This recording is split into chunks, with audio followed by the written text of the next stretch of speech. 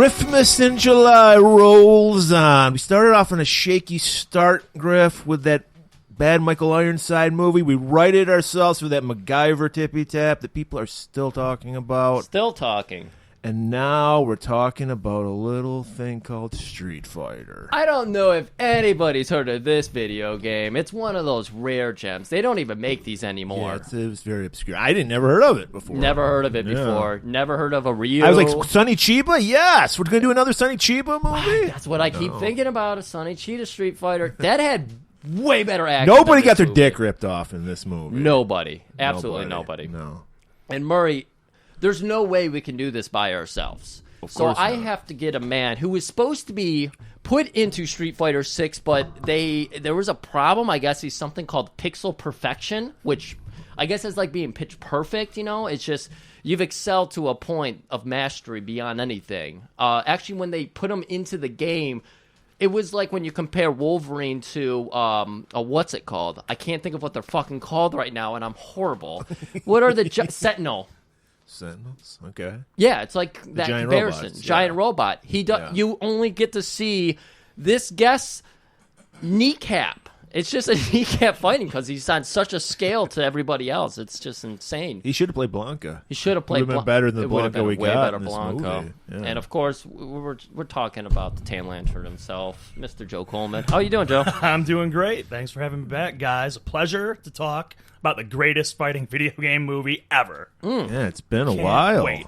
It's been a long time. We haven't really done a video game movie, I don't think. I don't think we have, no. And I mean, this is part of my childhood. I couldn't wait to talk about it. And of course, when we started talking about this shit, you were like, I need to do Street Fighter, Van Damme Street Fighter. Nope, hands down. And here you are. So, did you see this as a kid? Were you already a Street Fighter fan when you saw it? Yes and yes. I saw it in theaters. It was either 90. It seemed like it took forever for a movie to come out on VHS back in the day. Yeah. So I know I saw it before Christmas, so I want to say maybe 94, and then I got the VHS in 95, like the following year. But yeah, saw it in theaters, and I was really, really pumped that they were making this movie. And me and my buddy, my buddy's dad took us. He fell asleep halfway through it, but my buddy Jeff and I, we were blown away by it. We thought it was really, really cool to see. But yeah, before that, I was a Street Fighter fan. I never actually owned the game, but I rented it a lot or played it at whoever had it. And I'd mastered like every character's move and everything like that. Ooh. And the first time I noticed it was like a Nintendo Power magazine, and it had Blanca, who I thought was really cool. I was like, there's this electric green guy, and then it had Chun-Li on it, who even at 7 years old, I was like, why is this pixelated girl make me feel this way? I don't know. Young Joe Coleman and Thirsty Girls, modern times. It's just problems. And then there was Zangief as well, so it had like all their movesets. I was like, this game looks really cool, so I was always very interested in it. And then when we finally got a Sega, we were renting it all the time, and it's got to be my favorite video game ever. Street Fighter 2. Nice. And who would you say is your character? Who's your main? Definitely Guile. Definitely Guile. The first person I beat it with was Chun-Li, because again, I just was in love with her for some reason. It was them thick thighs or something. I don't know.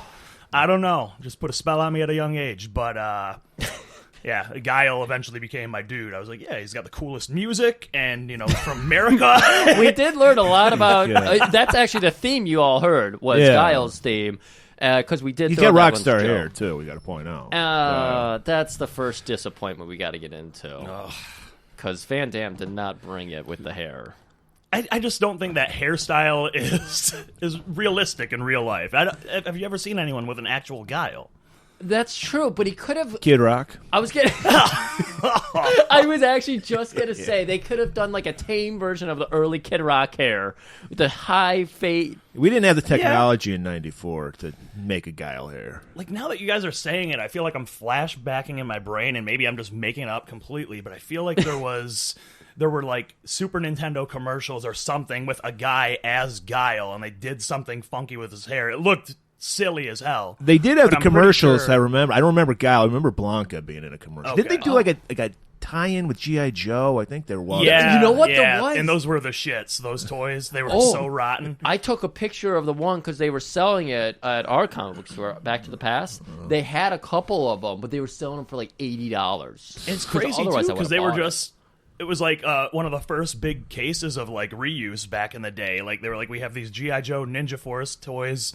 We're just gonna change the colors on them maybe, and then put Street Fighter heads on them and call them Street Fighter figures. Yeah. And yeah, they were rotten. Yeah. So I got a picture of Bison, and it's rough. It looks very sad. And like I said, I probably would have bought it because I love owning that kind of shit. But it was like $80, and I was not a big enough Street Fighter fan to buy that. So let's just go ahead and get into this because we're going to talk about it for way too fucking long. We're going to break down a bunch of all the Street Fighter characters, I believe, because Dhalsim's not in this movie. He's the doctor. He was the doctor. Dr. Dhalsim, yeah.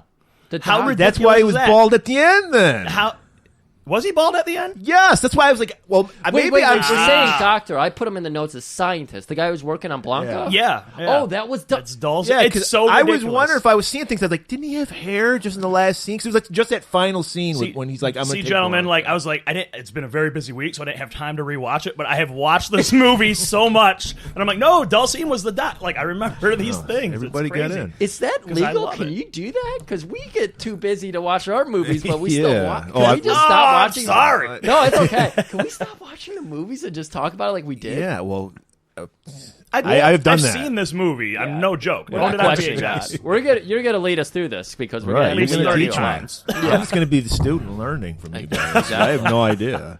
So what we have here, who knows? Maybe I'll get around to it, and we'll actually post this audio with the YouTube so everyone can see this beautiful collage I put together for Murray to go ahead and look at and just acknowledge how interesting the contrast is between the characters they casted for the characters as they were renditioned in Street Fighter 2, because that was 1994, so that's what this is based on. First off, we got Zangief here. So you can see this good, right? Yeah, I can see it. So here in the top left corner, you have his little icon when he's like getting, when they're like showing him up with somebody, and then there's the actor. I mean, I think this is a pretty good casting. pretty good. I mean, he was in my notes. He was White Mr. T. I don't even. Did they even say his name in this movie? Yeah, I they said it a couple okay. times. Yeah, I heard it a couple times. I like the sculpted topiary chest hair, But he he's got doesn't. He going on. noticeably doesn't have it like in the movie. That's Yeah, it well, he's got a displays- little it's bit. very He's got some faint. faint. Yeah, it's very. They're going for Joe. They're going for realism. in this Okay, movie. that's Come fair. on. That's fair. I get it. All right. Yeah, But- you knew that as soon as you saw John Claude with that sad little hair. He did dye it blonde, though. He did dye it blonde, so we got to give him good. that. So I like this one. I want you out of 10 to say like. Well, nothing can be. Are we doing this with the Sweetson scale? This is not the Sweetson scale Okay. right now. No, we'll get into that later. Oh, I'll give it like an 8. An 8 out of 10 for I mean, Zangief. nobody. I mean, he's not 7 foot. I think it says he's 7 feet in the. 7 foot, 250. It could have gotten Kevin Nash to do it. I but think who they really should have got is Jeep Swenson to play this guy. Yeah. that would have been perfect because he was Bane in that awful Batman and Robin movie. yeah. Oh, yeah, we and know. he was We in reviewed it. No Holds Barred as well as Lug Wrench Perkins. I think it was his name, but Zeus beat his massive. ass? Yeah. Yeah, But he was trying to okay. kill him with a giant lug wrench, of course. Oh, that's right. But Yeah. that guy is freaking massive, and believably could have been this version of Zangief because he's just so Okay. huge. But I think this is a great casting. Otherwise, I wanted to also put something in your mind as well because we're going to be seeing Thor: Love and Thunder in a little bit. We have a fucking sneak peek preview. We're getting to see it before everybody else, I believe. That's what they told us. Yeah, it came out Friday, but we're gonna get a sneak. There, peek. we're being stuck doing a media scrum afterwards. Yeah, where I we're don't gonna want to do that. I don't want to do it Tony either. Khan's gonna mediate it. I don't it's know gonna be about awful. that. I'm not A excited lot of about swearing's gonna happen. But I want you guys to think about this because we're going to see Chris Hemsworth, one of the 4 Chris's of the Apocalypse, of Yeah. course. We've noticed that every He's hero War right now I is think. named Chris. Yeah, Chris Hemsworth, Chris Pine, Chris Pratt, Chris Chris Evans. Evans. Chris Yeah. Evans, the Man. 4 Chris's of the Apocalypse. So think about who Chris Hemsworth would play in the Street Fighter 2 movie. Well, Street Fighter movie. okay. All right, so we're moving on from Zangief. And next we got Vega. What's the deal with the mask? Why does he The wear thing the is, mask? he thinks he's just a beautiful, beautiful man. And as he says when he beats somebody, his win quote is, handsome fighters never lose a battle. Or beautiful fighters, something like that. But I've I never also seen wanted Joe lose to... a fight, so that's Thank very you. true. Thank you. It's very true. I mean, it's very true. I live by this.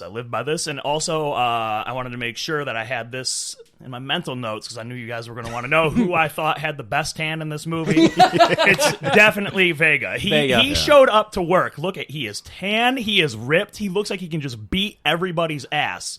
And it's like, all right, love this guy. The costume's cool. Maybe he could have been blonde, but it's fine.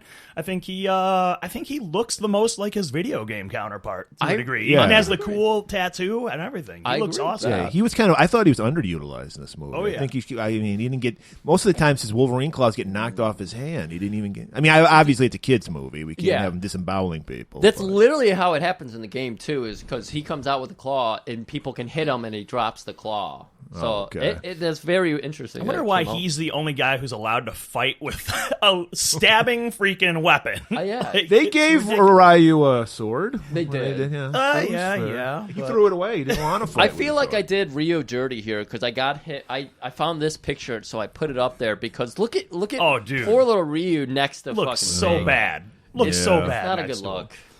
All right, we'll move on from Vega here. Oh, taking time to love. This was That's barely devastating. I barely noticed this guy. Devastating. This guy has been in a lot of shit, actually. Greg Rainwater is his name. So I think they cast him because He's Indian. He's Indian. Native American. They couldn't Native beef him up, American, though? thank What about the dude But- from Predator?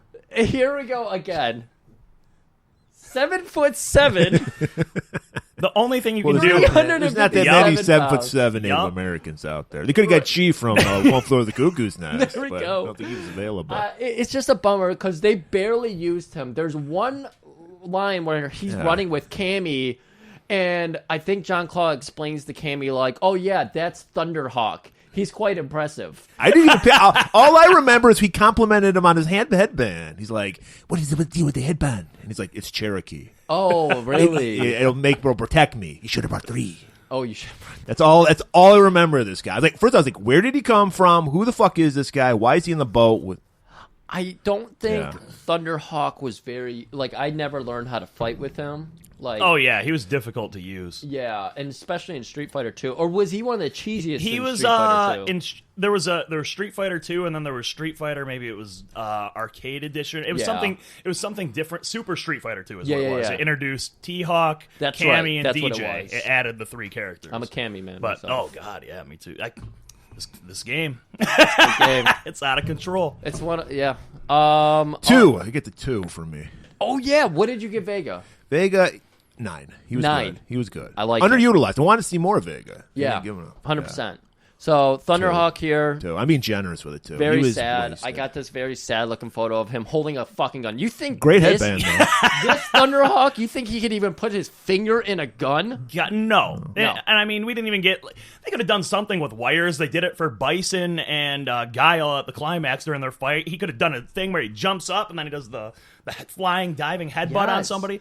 You got to get their moves in this. They That's really it. did not even try to get most of the people a move in. There wasn't a Hadouken in this movie. There was. Wait, what? Yeah. They don't do a special effect for it, but Ryu. Oh yeah, but it's Ryu. My 8-year-old pronunciation, excuse me. Ryu. Yeah. It's all right. We've all done that. All right. So Thunderhawk gets a 2. Yeah. We're moving on, and this is one of my favorites. How is it pronounced? Sagat. Zagat. I actually liked his character in the movie, but if I'm looking at the video game character, not looking so hot. Yeah. You know. He's also gigantic. What is his height listed? Yeah. 7'4", 283. Is everybody over 7 feet tall in Street Fighter? Not really the giant size, No. but he's jacked. Yeah. and can move. But He's got stronger legs than Thunderhawk. Yeah, he's wears Muay the Thai. jeans. Yeah. Yeah. No, I fucking love... This is one of my favorite characters to play as. Street Fighter 4 is when I actually got started. I had it on the 3DS. Oh, so sweet. when I was working on the road, I'd play a lot of it. Cody was one of my mains, and then Zagat. Oh, bye. Okay. All right. See you later. But yeah, Man, this was one of the most disappointing for me, obviously, because the guy is literally maybe 5'8". He does have a menacing look to him and personality, so that's cool, but he's not. He doesn't look like he could just kill anybody. As a non-Street Fighter character, he looks great. Yeah. When you see that he's supposed to be a combatant, like, I threw this picture, and again, I'm doing this guy dirty, because this picture, this is from the motion capture video game they did. Yeah. That's what that's from. Yeah, rotten. Did you know they did a 2D fighter? Oh, based yeah. On, okay. Yeah, because Kylie Minogue is in her cami singlet for that. So that's what it's all about. That's the first thing Murray said. You better believe when I looked that up in 2000 when I got the internet. I was like, here we go. Wait, we have the internet? I can look up whatever I want. It'll take 5 hours for it to download, but... in her cami outfit, yes. Because she's wearing the camo pants in the movie. No. We all know Cami wears the 80s... aerobic attire singlet, yeah. It's a good look. 5. He gets a 5. The greatest look. Zagat gets I like a 5. his look, You're but giving it a 5? it doesn't work with the character. I agree with that. They were trying to do this other thing. It's okay. It didn't even feature like anybody fighting in the movie. It's called Street Fighter. Yeah, very little street fighting. Less than a week ago, I had to talk myself out of buying Sagat Muay Thai gym shorts, just like Sagat, because they're like they're $60 on this website, and I'm like, these are sweet. And I'm like, A, I don't do Muay Thai. And B, I don't need to spend $60 on these, but I kind of feel like I do. No, you've got. Don't you already have? I can't think of his name from Rocky. Don't you already have? The shorts? Creed shorts. Yeah. So come on, you just got to collect them all. Yeah, I think you might be right. That's it. And then I'm just gonna start walking in barefoot, but with like my ankles taped up and stuff. People are like, "What is up with this guy?" I fucking love it. All right, our next combatant. What do we got here? Oh, the titular character. This is the poster boy. Well, not until after this movie, though. In Japan, he's the main character, but like when it came out here, he was definitely Guile was positioned to take over as kind of because he's the American guy. Oh, really? You think the marketing for Street Fighter 2 was like more a little bit, yeah. And that was what they said originally in like there's some memos and stuff there's a lot of info out there, but like Guile was specifically marketed to just be a general American character, whatever. There's no depth to it really or anything, but they added some cool backstory to him, and then he eventually did become cool. But he wasn't positioned as the main character. They just wanted a character for the American market, kind of. So when I was 8 going to see this movie, I was all about Ryu because I wanted to do the Hadouken. That was the game to me. It wasn't about winning. It was about being able to do the Hadouken multiple times. Oh, yeah. And I didn't care about anything else because I didn't get fighters at that time. As soon as you learned how to do the moves, you were like, I need to just spam this as much as possible. That's it. That's all it was. Yeah. Oh, yeah. So anyway, any character with a charge I'm good with. I'm good with Guile, Balrog, or Bison. I never learned how to charge. And E Honda as well. And Chun-Li, to a degree, has the spinning bird kick, but it's not, because if you're charging, you can block everything too. Yes. So that's always good. So Murray, there's like basically 3 different types of fighters in Street Fighter. There's charge characters who you're holding like down and back in. Kinda, yeah. Kind of. Yeah. And it charges up. You have to stay in a crouch or something for several seconds, and then you can do your moves out of that. Whereas then there's the Ryus who can do like the fireballs and everything, and then you just have more super aggressive characters that I think are like Cammy, where you just like launch across the stage and all that. Okay. So those are the archetypes. But Ryu, not impressed with this guy. He looks very small. I feel like they were doing something like Joe just brought up, that we were trying to push Guile in America, so we made Ryu look like fuck. Is Ryu? Am I reading that right? Is he 5'10", his character? That's what they say. Wow, somebody under 6 feet. And he's small too. In the what does he weigh? Are those his Street Fighter 2 stats? These are his Street Fighter 2 stats. Okay. 150 or 60, right? I don't have my he's glasses very on. small. Oh, he's very small. That's so I guess taller than me. So, first of all, there's no way that video game character is 150 pounds. No, well, see, they get bigger as it goes along, because Yes. Guile is 191 pounds, as we're going to find out in a minute. I know there's stats. Chun-Li doesn't have her weight listed because women never tell. But Oh my god, I can't wait till we get to Chun-Li, because that was definitely a thing. So anyways, I'm sorry, Murray. 3. 3. Not impressed with this guy. Not at all. impressed. Right there with you. And who do we got next? Ken. Ugh. Equally not impressed. They couldn't so they even went give well him- together because I wasn't impressed with either one. No, of them. this is the saddest. Ken was my guy when I started really playing Street Fighter V. when I was trying to learn combos and everything, I started out with easy combo people. Ken, overwrite. Can't go wrong. Ryu, of course, and goddamn, what? He doesn't even have a mullet. Well, he just looks like shit. Yeah, there's no charisma. He to him kind of whatsoever. he's like a poor man's Michael Biehn. He looks like yeah. there. You pointed out there's really no story to the video game, really. So Well, there's a World Warrior tournament is the story. Yeah, so that was that's the it. that was the. But little bit are of plot. Ken and Ryu friends? Yes, they train together under the same master. Now, Stuff isn't like isn't that. I could swear I've seen like gifs. Like there's a cartoon, isn't there? Yeah, and this in the cartoon movie was actually supposed to be a sequel to this loosely. That's how it was marketed for a while. Again, I'm going off of like an 11-year-old's memory, but yeah, it was marketed as that. And the animated movie from 95, 96 is awesome. It's fantastic. I'm gonna watch that. Yeah. Ryu is the main character in that. Okay. So it's crazy. So you see, and Vega's characterization is really cool too because he comes off like a psychopath and Like stuff. it? Like it's really really cool. Like gonna I have to really check do that love out. that. But Yeah. yeah, it's different. He gets a This guy 3 sucks. too. He just a 3. Yeah. I would have put him lower because it breaks my heart to see my character doing so I don't have poorly. anything. I don't have any personal I know. emotions involved. This is all about Murray here. Oh. All right, who do we got next here? Oh God, That's our boy. I gotta say right now, we've done how many Jean-Claude movies now? 10 or so? I think like that? 5, No, we've done more than that. 6 maybe. This is my least favorite Jean-Claude performance I've seen. I hated Jean-Claude in this movie. He was such a douche. Couldn't stand him. Can you argue with that though? Oh, he was an asshole for no reason. But what about that motivating speech he gives? Yeah, need Where to he's guys- going to get in his negotiated- boat and go up that river. We've negotiated peace. Fuck that. We need to kill people. Kick that son of a bitch bison's ass so hard. The next bison wannabe is going to feel it. Now, who wants to go home? And who wants to go with me? Everyone goes nuts. We were not. Oh, yeah. I don't think either of us were nervous that Joe didn't remember this movie, but fucking Christ. That's wonderful. Oh, it's the greatest speech. It's awesome. And his arms look fantastic. You know what? We'll give him the. Well, he always has a great physique. Yeah. and he did a flash kick. He did do a flash Sweet. kick. Yeah, that was what he kicked Bison away with. He did like the Somersault kick. Okay. Yeah, so that's one. Of his I mean, moves. obviously, they didn't have the technology to give him the right guile hair in 1994. I'm sure CGI, we could do it now. I guess So I'm gonna give him a 6 6. because I just hated the way he acted in this movie. I mean, he looks pretty good compared to the character. I feel like the arms fucking just bursting. We see that here. I love how they're like, that guy is 191 pounds. It's like clearly he's drawn like he's 275. Yeah. All right, let's see what we got next here. E Honda. Edmund. He's okay. It's hard to say. He actually looks too skinny to play a sumo wrestler, even though he's a Yeah. big fat guy.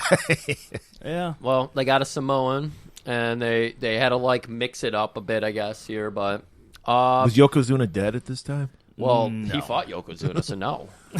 Well, no, they mentioned he was He Yokozuna's was a Yokozuna. title. It's- It's yeah, not, that's a not- champion yeah. in sumo Yeah. wrestling. I had no idea.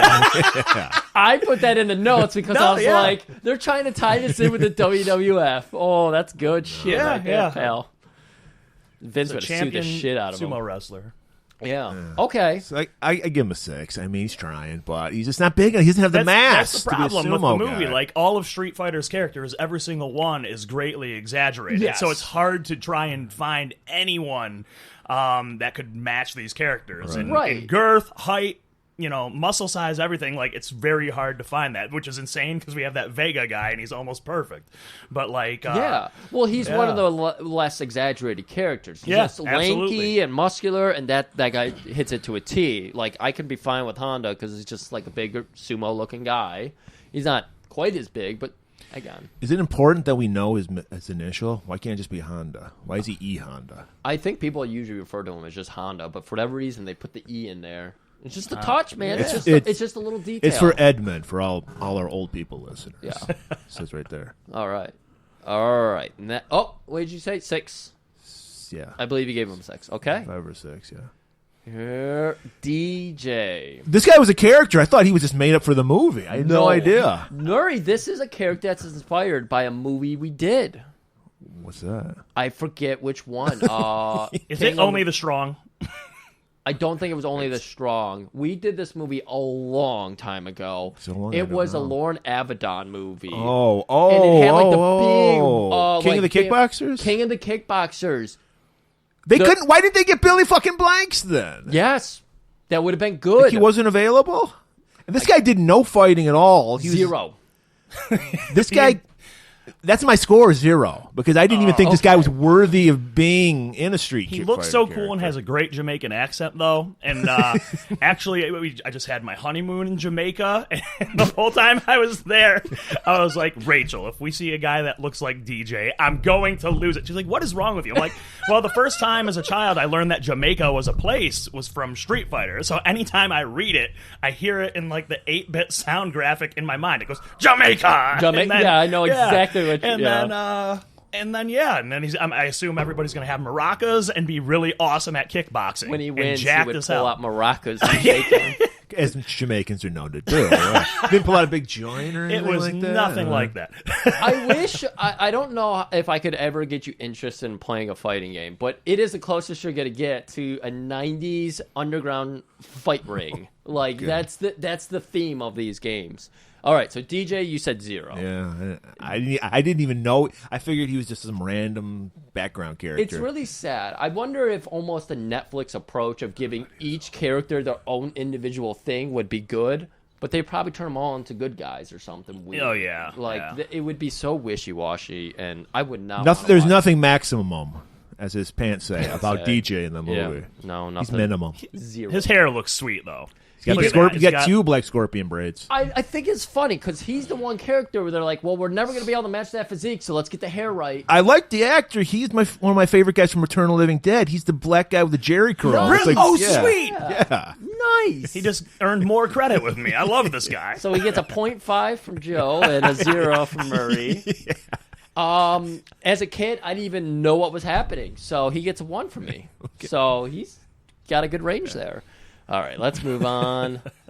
Chun-Li. All right. Here's the thing. Here's the thing I explained to Griff. The only Street Fighter characters I know are Chun-Li and Cammy because there's so many thirsty girls on the internet who dress up like these 2 characters. So I'm very familiar with these characters. You've been studying it? Very much so. Like Joe, I like big thighs on a woman too. I'm into that. So she didn't have that though, and what I didn't get is but why I is love she? her. She looks so good, and she's No, still she's a around. good-looking She's still woman. relevant. Yeah. Why is she wearing red? They can't just give her a I blue. thought that it was like her Player 2 stuff. Yeah, It and was. she had fishnets as opposed to the glossy tights. Like, come on, we gotta fix stuff up here. Yeah. There's just again, with everything in this movie, there's just choices where it's like, I get why you can't do this, but why didn't you do that? Like, you didn't get DJ right, but you got those twin braids right. And it's been established now that the creators of Street Fighter, the trinity of the game, they'll always have to be in it, is Ryu, Ken, and Chun-Li. Those are the top 3 characters. They always have to be in it. And but I don't know. I thought she was awesome, and her arms look jacked there too. Yeah, I saw this woman when I was looking up, pictures. I don't know if this was in '94, but that fucking woman is jacked as shit. Yeah, and she looks ageless too, because even now she's on like Star Wars and looks. Oh yeah, yeah, she looks. Oh. She was in Book of Boba in Mandalorian. You're asking me to do too much work. But she's still, and I mean, she was on Agents of S.H.I.E.L.D. for a while too, so she's had some great success good for her. Since this movie, so it's pretty cool. I don't know if any of these other actors went on to do anything, because this was Jean-Claude's decline. Yeah, this is probably the beginning of the end for Jean. Raul unfortunately reached passed the top away. of the mountain, and then it was just, he did sudden death, and that was it was the mountain of literally cocaine. That was the problem. Yeah. What was it? I give her an 8. Impact. With, I give her an 8. She did good. Where did we go? We're right here. So she gets an 8. Okay, yeah, she was fun. Yeah. As we mentioned, she is. What does that say? 5'8". Yeah, 5'8". Weight, she won't tell. Yep. All right, and I believe we got Cammy. Why didn't you get a screen grab of her motion capture? Yeah, that Yeah, she'd get a couple extra now points I realize from me. you're stealing a picture from probably Angel Fire by this point, but come on, guys. Fucking drop an Angel Fire. There's like some weird official site that had like a collection of all kinds of fighting games, and so I just went there because I was trying to. I ended up putting like 2 hours into whipping this up. So give me a break here. It's all right.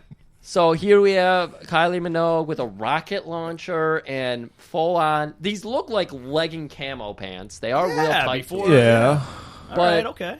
But again, they gave her nothing in this movie. the cosplayers on their own, of course, with modern technology and everything, do a far better job of representing her. They want that turtleneck leotard with the thong on the back. That's it. Jacked legs. Yeah. Combat boots. Simple. Right. Give it to us. Is there a modern lady today who could do this part better? I don't. We'd have to check some porno sites or something. I don't know. And I mean, she still looks. She's like 50 Yeah. something, I think, and she's still in phenomenal shape. So she showed up ready to do this. Yeah, it wasn't her fault. No. But I just think that we got let down. If you're, I'm assuming if you're a Street Fighter fan, you like Cammy. She's one of the main characters, right? She came in early enough because Street Fighter 2, excuse me.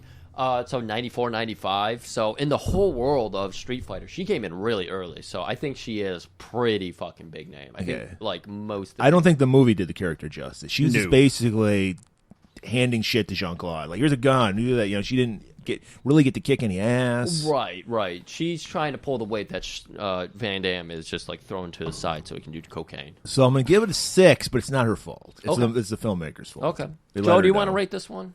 This one, in her mocap suit, I give it an 11.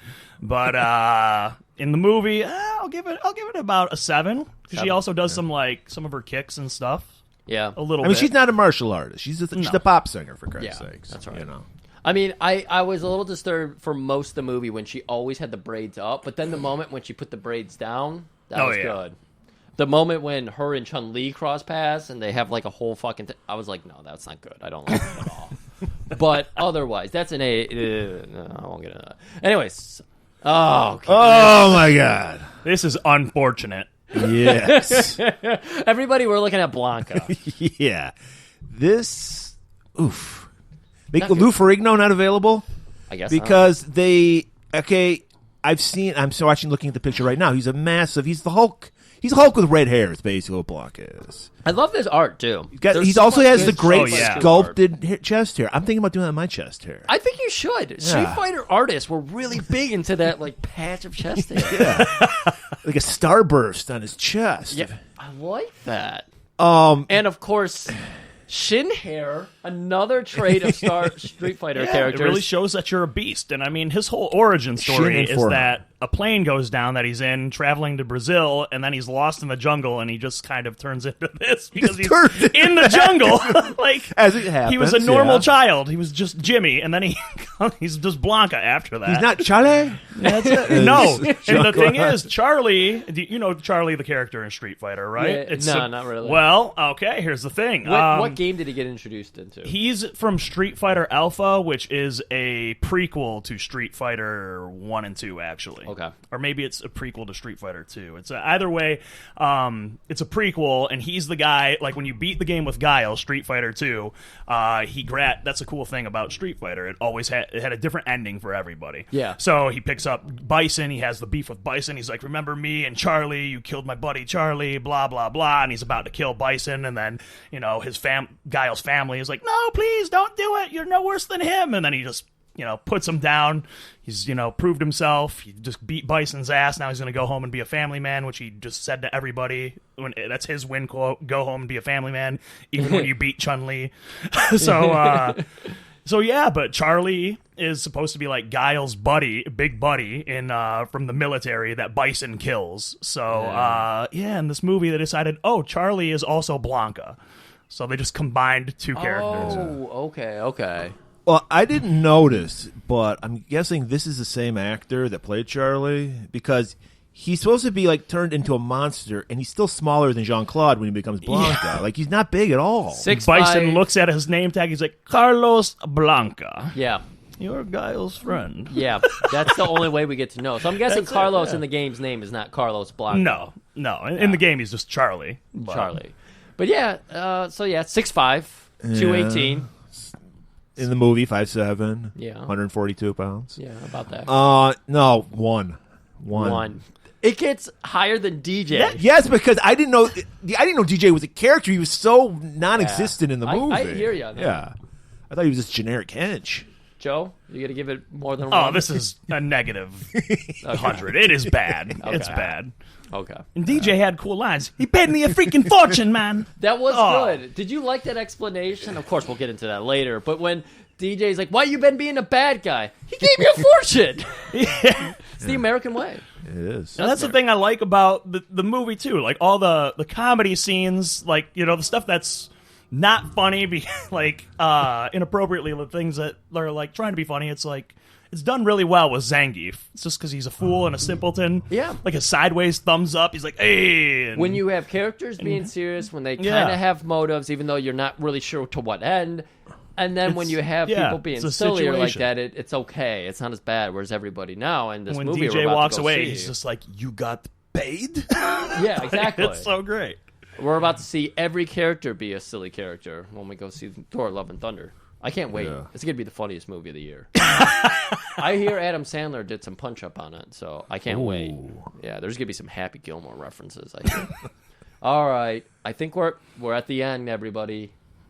Of course, I had to have him laugh. Oh, yeah. Oh, yeah. We still don't know what the M stands for. What does the M stand for, Joe? All right, well, here's the thing. Before... It's a story about it. Yeah, because before this was imported to America, in Japan... M. Bison is actually the name of Balrog, and his name is Balrog. We were reading Japan. this, yeah. So, but it was because in Japan they wanted Balrog obviously to look like Mike Tyson. Yes. So that's why it's M. It sounds very much like Mike Tyson. So, but when they Tyson. So when they switched it over, they're like, okay, well, let's just call that guy Balrog, and we'll switch this guy to be M. Bison, whatever. So there's not that we're blatantly trying to make this guy Mike Tyson, especially because when this came over, it was during his trial. Right before he went to jail. Yeah. So, yeah, that's the whole story there. But it's just a shame because Raul Julia here, a very classic actor, he's just high credentials and all that, and this is his last Oscar movie. Nominated, yeah. This movie killed him. Yeah. Appearing in this movie killed poor Raul Julia. He took this movie apparently just because his kids played the video game and he thought they'd love to see him do this. So that's kind of cool. He was like, and he probably got a nice paycheck from it though. Oh yeah.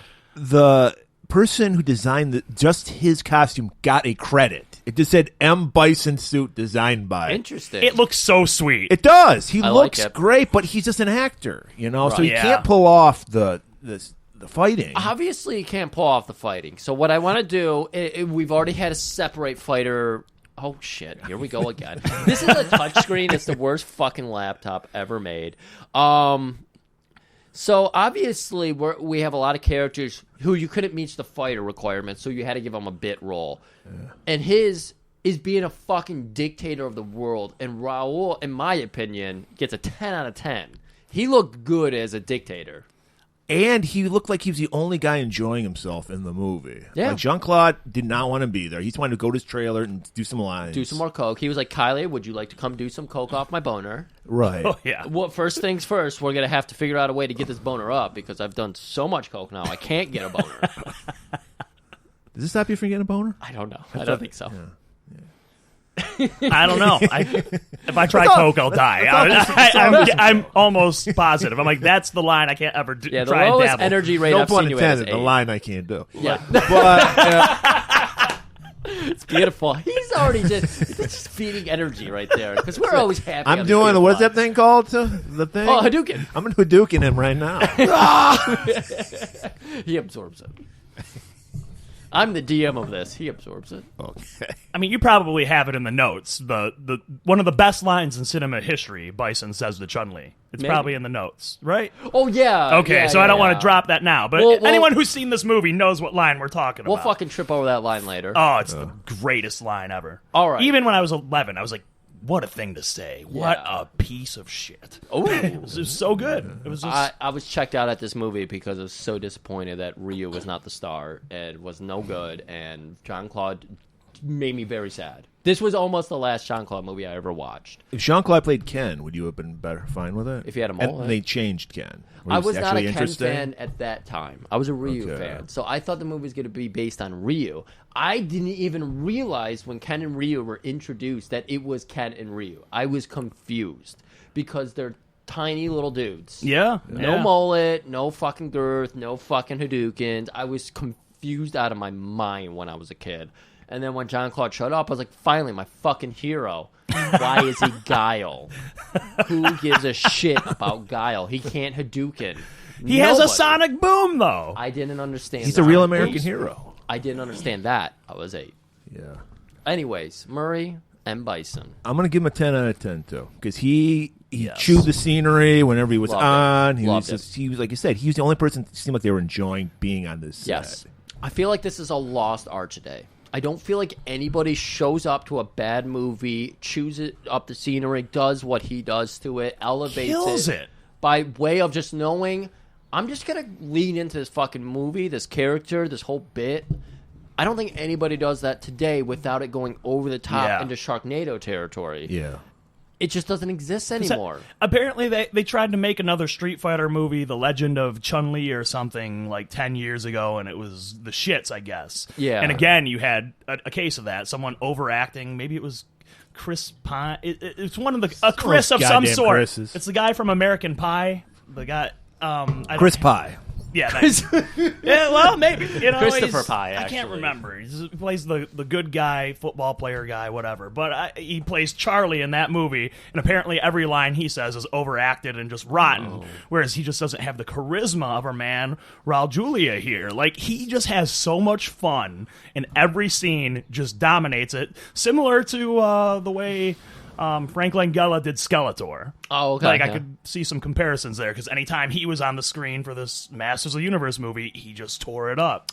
I'm so Like, sad these that we dudes didn't have had a Joe lot on of for fun. that one. Well, that was probably our 4th episode. That We was had like Mike on. that was like 4th Yeah. or 5th episode. Yeah. Yeah. I'm always ready to review that movie. Now You left out one person. Who we didn't did? do Balrog.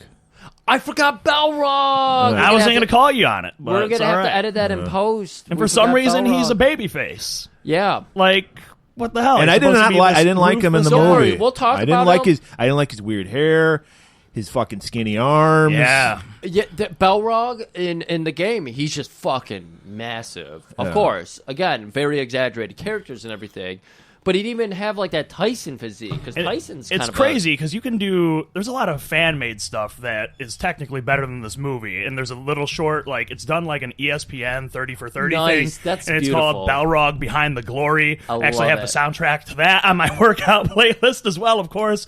But it's awesome. It's like a little mini documentary about Balrog's like fall from grace and how he killed a guy in a boxing ring and stuff, and then he had to join Shadaloo. It's so good, and Okay. it's just all about the characters. His whole thing is just getting paid no matter what, Right. And it's just they don't have that here because he's a good guy for whatever frickin' reason. Let's pull up a quick Balrog picture here. And let's see. No, Not that's the, not the demon from Lord of the Street Rings. Fighter. not the demon from Lord of the Rings. Here we go. Very clearly Mike Tyson. Yeah. Here's Street Fighter 2. Yeah, that guy. No, he did not. He's not measure up. He's got that fucking guy that AEW keeps introducing. That little Asian dude. That's that guy's haircut almost. Oh yeah, I don't know what the guy's. I don't know that guy's name either. Yeah, I don't never like been watching behind him. the forbidden door. So I don't Yeah. know. So yeah, there's our Balrog. I mean, they gave him the hair, I guess, in the They movie. did get like that but, fucking Yeah, that was crazy that's receding cool. hairline. They did that for him. But yeah, he was a non-entity. He was. It was just awful. There. Later in the movie, when he shows up and he has boxing He gloves just finds on, some boxing gloves. Yeah. I was like, come on, why are we doing this? Like, you're trying to wrap this whole movie in realism, and suddenly Balrog finds boxing gloves? Yeah. In Well, the there middle of was a gym in the fortress, so he could have. That- But okay. punching a man with bare knuckles is a lot more devastating than the glove. But I thought the gloves were to protect you. The it is to boxer's protect the hands. Protect your boxer's hands, hands, but yeah. still a A bare little knuckle bit. punch. Yeah. I mean, He wanted to give people a sporting chance, I guess. So we fucked that up a little bit. I fucked that up. It's a little okay. bit. I It's forgot okay. to We throw brought it up. Balrog. It's not okay. I'm embarrassed. It was a I very apologize, Joe. It was a very It's busy okay. morning. It's okay. Hey, it's Christmas in July. You can't fucking throw your shit on me this month. Yeah. Okay. Oh yeah. Okay, everybody. So that was it. We're gonna go to a trailer because there's so much fucking movie to talk about. I gotta go turn on. Griff's got AC now. I'm gonna go pop that shit on. Living the life. We're living the Those life. bets came through, finally. Finally. So everybody, get your shit ready. Get your cats in. I don't know. Plant yourself on the toilet for this Get one. your cats. Get your cats in. Oh, get your cats. Cats, yeah, definitely. Well, I think they're already pissing themselves right now. I mean, come on. You just got to crash We might have course. broken the record for longest intro. Yeah, well, we definitely did, but we had to Yeah. introduce every character because they play such big roles in this movie. Yeah, they're just integral. We don't want anyone being confused. Oh, everybody. Street Fighter 2. After 7 months of fighting, the civil war in Shōryūken may have reached the turning point. The capital has just fallen. In December 1994, the forces of freedom will face a power-mad dictator in a struggle for the fate of the world.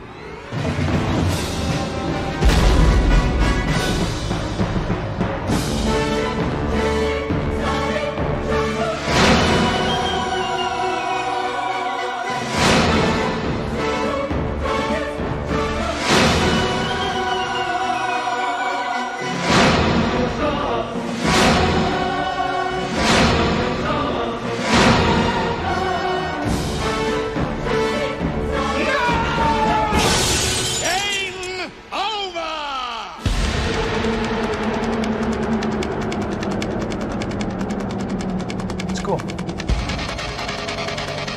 I'm going to kick Bison's ass. I don't think so. You'll have to do better than that. Okay.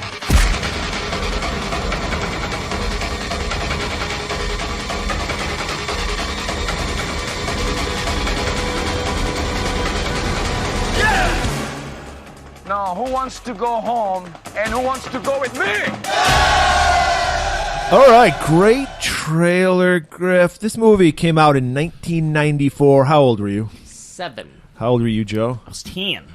I was 20. So we're going to have a different experience, I think, from me than from you guys who have the rose-colored glasses of nostalgia. We've already kind of gone over a little bit. Guys, I understand if you had to skip over the whole fucking crash course on Street Fighter 2 and Murray's This was rating for our system. Gen X listeners like me who need that kind of, Yeah, you know. I feel like it's a good crash course. We learn a lot of Yeah. things, a lot about Joe, a lot about yourself, a lot about myself. Yeah. But hey, if you need to skip it, it was a very long intro. I get it. And you just want Yeah. that fucking sweet movie drizzled all over your face. And I was about to say, everyone just learned it's like Joe is a giant pervert, and then you're like, get this movie drizzled all over your face. I'm like, all right, it's fine. Joe, I guess you don't listen to this show. We're all Of course I do. we're all perverts. No, on but this show. I mean, In bringing fact, Chun-Li if and anything, Cammy we've in here, I'm we've losing. doubled our audience and we've come out with our sickness.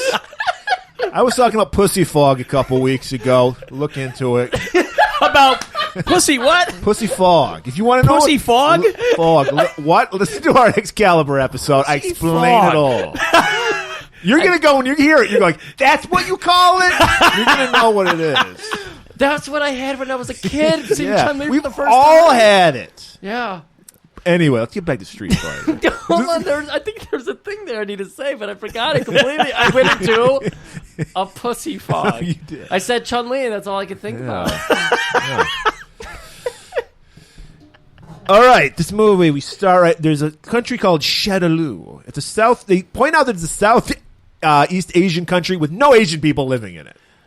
I think Chun-Li I is saw a like few. shipped in. No, it's run by an Hispanic guy and a Jamaican guy. And a Russian guy. Oh, you're okay. I see what you're going for. Yeah. Yeah. So I'm confused right off the bat. But Shōryūken is in crisis. There's a civil war going on because M. Bison is taken over. Right. So That's a now, strong dictator's name too. So I like that. right, Bison. Bison just like a bull or a like- buffalo, I should say, Yeah, you probably should. because they're the same thing. They're the same thing. And we see Chun-Li. Not only is she a thick-thighed warrior, she's also a journalist, much like us, Griff.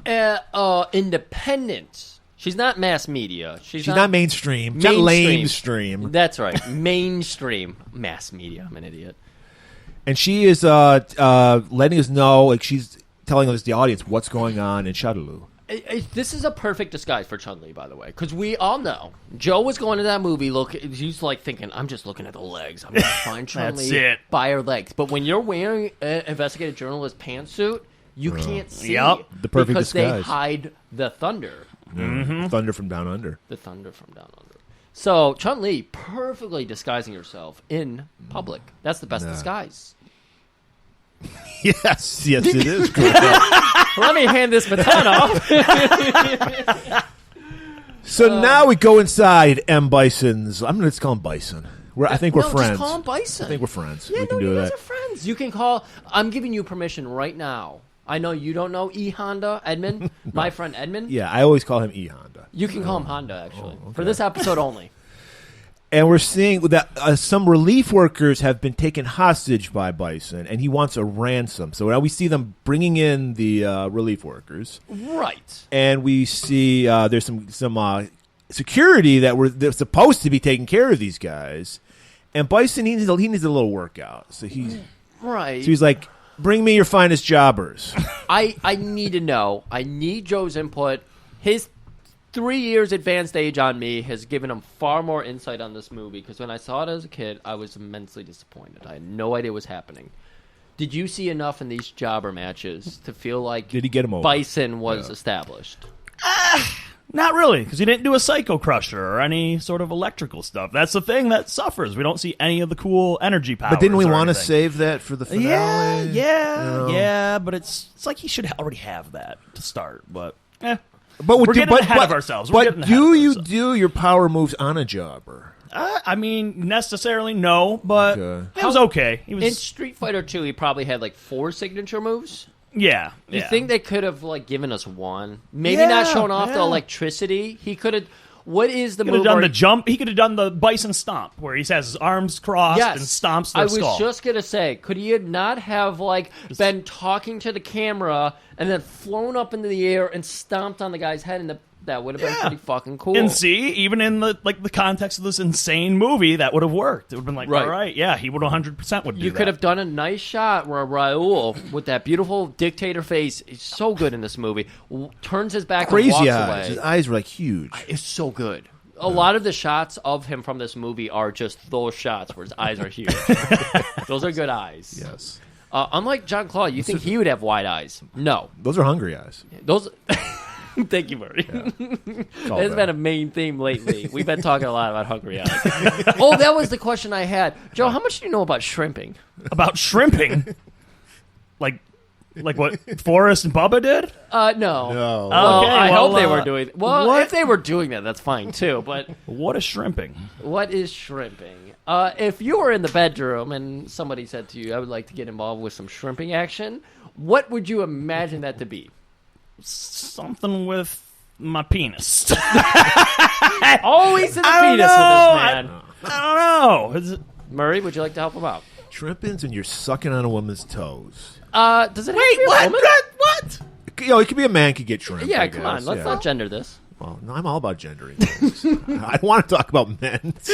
I didn't know. I don't feel like shrimping should be the name for it. I think mean, I think the inclination is the toes kind of look like shrimps. Is the kind of Let's call them little piggies. Just classic. Piggy. Give me them pigs. That's it. Yeah, okay. Pigging out is so what we learned is that pigging Joe out works way better. 100%. Joe is into shrimping, but he's been calling it piggies this whole shrimping time. makes me sick. It makes me think. No. Joe's analogy is shrimp. You got a microdose. So I'm thinking about, flaccid. Maybe it's, you just got out of a pool, then it looks like a shrimper. That's what I'm thinking. It looks That's like, the beauty of it's words. turtled up. We can just change the definition. Turtled up. You can't, it's not in prime state. Okay. This is very good. I'm sorry. I just took us off. That's the limp shrimp right there. Yeah. It's just, not in prime form. So Guile, he pulls the fucking AW and he just grabs the mic from Chun-Li's hand and he cuts a promo on Bison because they're trying to draw Bison out. They don't know where his hidden fortress He's a is. freaking coward. Right. Bison, by the way, we mentioned that he was fighting all the jobbers, not doing any of his fucking signature moves. So it was a little disappointing for me, maybe a little disappointing for Joe. And that's when it gets interrupted by Guile, who rips the mic away from Chun-Li because she's with GNT, which is, of course, the greatest news ever. Greatest news team is what it stood for. So, come on. So he rips the mic away, and yeah, he starts in on his own AEW promo, because you can't just let Tony hold the fucking mic. You got to take it. Right. And he's just fucking calling Bison out, calling him a bitch. You are a coward. Come face me. We never learn what their history is. Like, he just despises Bison. They never tell us why. That's it. Do you want to get... Is there any backstory that they were leading into without telling us?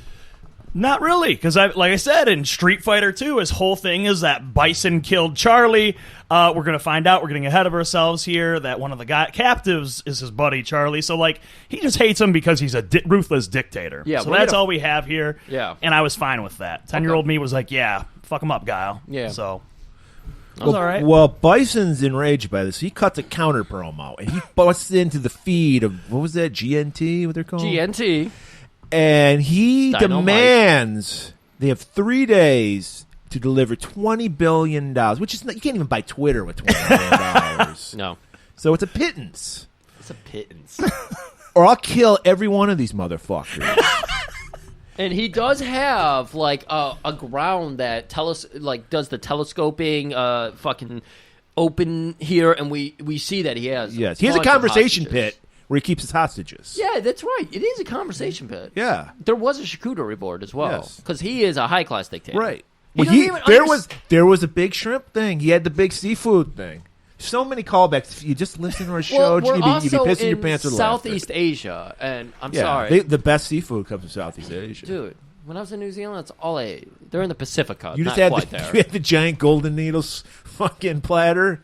Shit, I just touched a laptop. I was afraid we killed the episode again like we did last week. Yeah, that was right. That happened last week, Joe. just I got touch too This is excited, and I slapped This the is laptop. the 12th time Griff's hit the I'm going to the go fucking- ahead and yeah. move. Move it back. I know how it goes, man.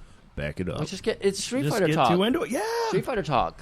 I'm really disappointed by Thunderhawk, by the way. This man I is didn't so... even know, yeah. This man is so big, he has to walk like this, Murray. Thunderhawk and DJ were the Lab biggest spread, but disappointments. he's got his hands, yeah. Yeah. Like he's doing turntables. Like, I want to see somebody do that. We find out though that Guile, he's very guileful because he's trying to keep it's like the thing, keep the guy on the line so we can trace the call. Yes, The yes. Cammy who works in the what would they call the AN, the Allied Nations? And, do you know? I think That- they're I think in the assume movie. that's I'm what- assuming the movie. what it would be. Instead of United Nations, Right. Allied Nations. Right. Yeah, so that makes sense. That's a Steven D'Souza movie. So and we learn that Cammy, I don't know, is Cammy, what is her nationality? And do we even know English. English? Because she's Australian in this movie. That's pretty much the same thing. Well, if you have Kylie Minogue, if Jean-Claude can't do a fucking American accent, she's like, I'm not doing a fucking English accent. Right. Where in America would she be from? She, Or I guess you would say, where in England is she from with that accent? So Yeah, I there's wouldn't know. A place. Stuart would help us with Stuart that. help us. So she's busy trying to trace this, to triangulate with that satellite. And then Guile sees in the background, Charlie! Yeah. His friend Charlie. And of course, we're coming! He's on a live line, which technology that doesn't exist in 1994. He's on a live fucking Twitch feed with Bison right now. So Bison's just like, oh shit, you got a friend here? Yeah. Like, oh, thanks. Not very bright, Guile. Thanks for giving me a hook here. So he goes over and grabs the guy. He's like, yeah, why don't you come on down? I don't remember what He his pulls role out his was. dog tags. Carlos Blanca! So you're Guile's friend. Yeah. And then we're like, shit, you just sentenced your fucking friend to death, Guile. What the fuck? Fate worse than death, as we're going to find out. Yes, very much so. So He at least lost 70 pounds. Yeah, somehow they took mass from his body. We're going to make you a monster. A small monster. That's monster, if A you pocket will. monster. That was exactly how Pokemon got started. Maybe. That was because Like that's what Shrink this monster. that's the whole idea behind Pokemon, Murray, is it's pocket monsters. You gotta collect them all. Except now they're just all anthropomorphic, and it's really weird. Have you ever? Do you know of the Pokemon Mr. Mime? No, I don't at all. It's literally this 3-fingered atrocity. And yeah, it's terrifying. Okay. Anyways, we're cutting to something that you actually probably would like. Yeah, I love underground fighting. Underground fights. And, Yes! And maybe you recognize this. I did not. They're in Vegas stage. Are they not? Yeah, it's supposed to be, yeah. It's Yeah. a nice little cage. Looks like it's made of like barbed wire, though. It looks... It's like electrified looking. I thought that's kind of what they had going on in Street Fighter 2, though. The way I always saw it, like a cage just kind of drops and it's behind you, so you can see what's actually happening. Yeah, but yeah, I guess, yeah.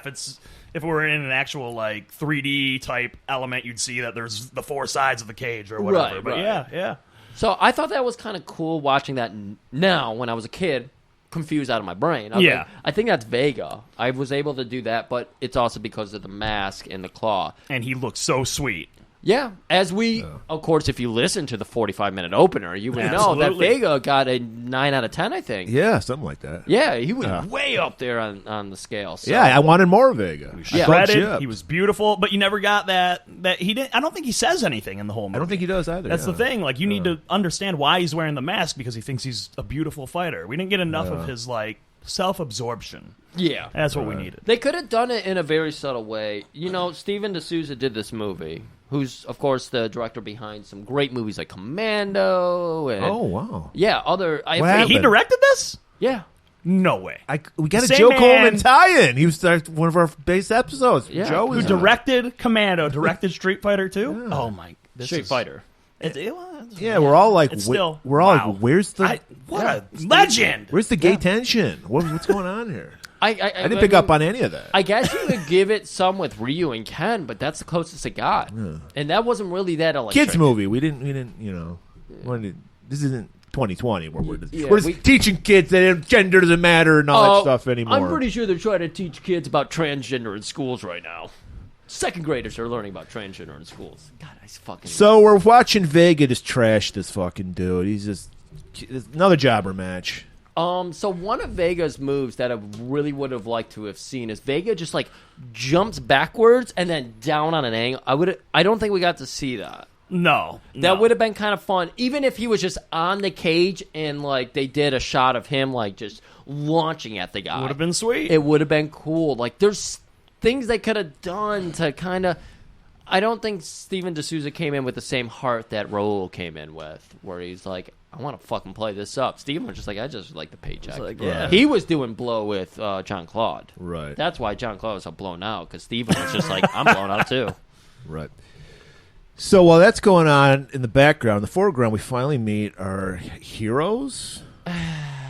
These little rogues, Ken and Ryu. Yes. And they're arms dealers, apparently. And they've got a deal with Zagnuts. I put it in here with a Z because it is kind of pronounced that way. Zagat instead of Saget. Yeah, It's spelled Saget. So it's Bob Saget. He He might- could have. You could have. It's all right. This is not the Sagat it should be. Can you imagine Chun-Li though says Bob his name Saget correctly. playing the role? That would have been so fucking great. It would have been more wholesome. It would have. Yeah. Yeah. Well, actually, if you listen to his comedy, it wouldn't have been Right. wholesome. Well, that's why he was murdered. Yeah. That's why I was murdered? Yeah, he was murdered. People. Bob Saget was murdered. I thought COVID killed him. Look for that. Or, tippy tap excuse cover. me, I thought the vaccine killed him. Look for our episode where we break down the cold case. Of Wait, we Bob did Saget. this? It's coming. Oh, okay. We're actually gonna We edit are- this one. Yeah. We are venturing into true crime, and we are Yes. starting Well, we with- want to make money. Only the people Bob listen Saget to are story. fucking true crime bullshit. That's right. So they made a deal with Saget. Is that how you Zagat. pronounce it? Zagat? Zagnuts. And he's for $100K. He's going to get him. Ken and Ryu are going to get him some weapons. Right. But Zagat, he's like, I already got the weapons, motherfucker. I don't need to pay you. Right. Now, is this the political military intrigue you were looking for in Street Fighter? No. As a child. No. I just wanted a tournament of the greatest fighters in the world. Yeah, that would have been great. It's Bloodsport with these characters. Why isn't this the quest? Why isn't this Bloodsport? Why isn't this, I wanted to fight on an Air Force base, a Brazilian village, Thank the you. USSR. Very I wanted Lionheart. I like that. all of this. Yeah. It is very Lionheart. Like I think you would at least appreciate Street Fighter, if not the mechanics. Yeah. So he faked out Ken and Ryo, and he's like kill these guys. We're not going to pay them. Right. He's like, oh guys, don't worry. I already found the guns. I know where you were keeping them, and they're right here with us. And he's got all these boys standing by, and they're opening the crates, pulling out the guns, and loading them. And I immediately, not as a child, but as an adult, realized I was like, oh no, those are Nerf guns. Well, that's the thing. Back in the day when we weren't pussies, we had the most realistic looking Nerf guns available. They looked like fucking AK-47s. No orange I don't tips. know. My Nerf bow and arrow was pink and blue. It was the same color as my ring attire. The giant yellow arrow. Well, you wasn't very realistic. I don't know how you do this, but somehow you put on the pink and blue and you disarm your opponents. Even though even though you're coming at them, like it's all a mental thing. That's it. It really is. It's That's incredible. I didn't understand the ring attire's mental aspect until you told everything me about I do, it. it's a psychological game for me. Like it's like, why are you doing push-ups on this man instead of pile driving him? It's like it's because I can. I'm showing them how weak they are. Exactly. Like, this isn't necessarily meant to hurt. It's emasculating them. You really embody the American spirit when you're wrestling in there because it's just you're doing things because you can. Exactly. I can do whatever I want. I have the power. It's American, exactly. not American can't. Just American walk in there. My might makes right. They can't do anything That's about right. Might makes right. Exactly. Shrimping ain't easy. Shrimping ain't easy. So a fight breaks out, and Ken and Ryo can fight, but there's too many. There's a big reveal where they shoot them with the Nerf guns. Yeah. And it goes pop, pop, pop, pop, pop. But Zagat's like, I'm impressed with you guys. Right.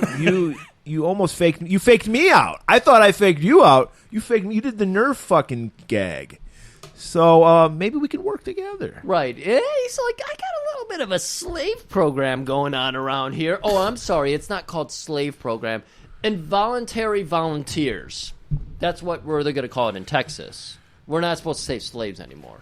Involuntary volunteers. Oh, okay. So he's like, yeah, I got this involuntary volunteer program that I think you guys would be perfect for.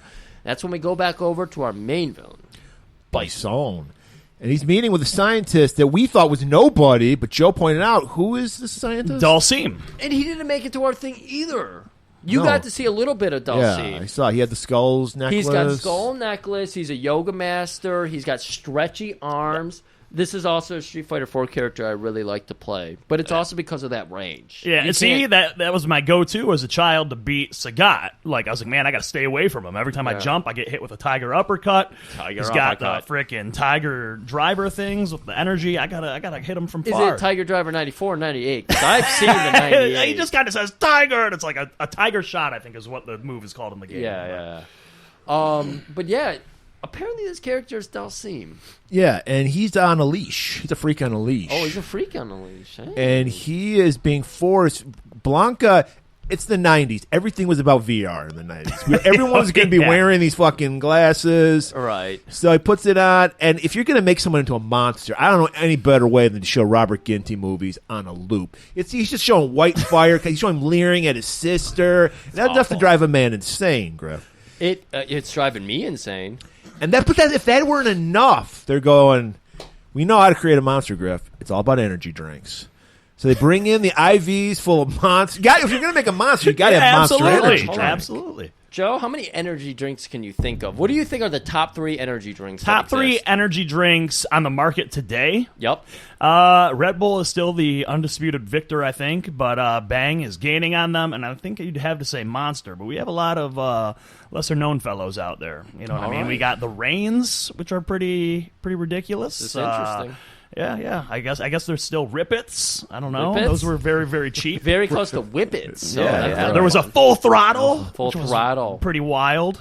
There was Nas. I remember Nas. Nas was my go-to. I was like, man, I got to shut down Red Robin. Here we go. Need these Nases.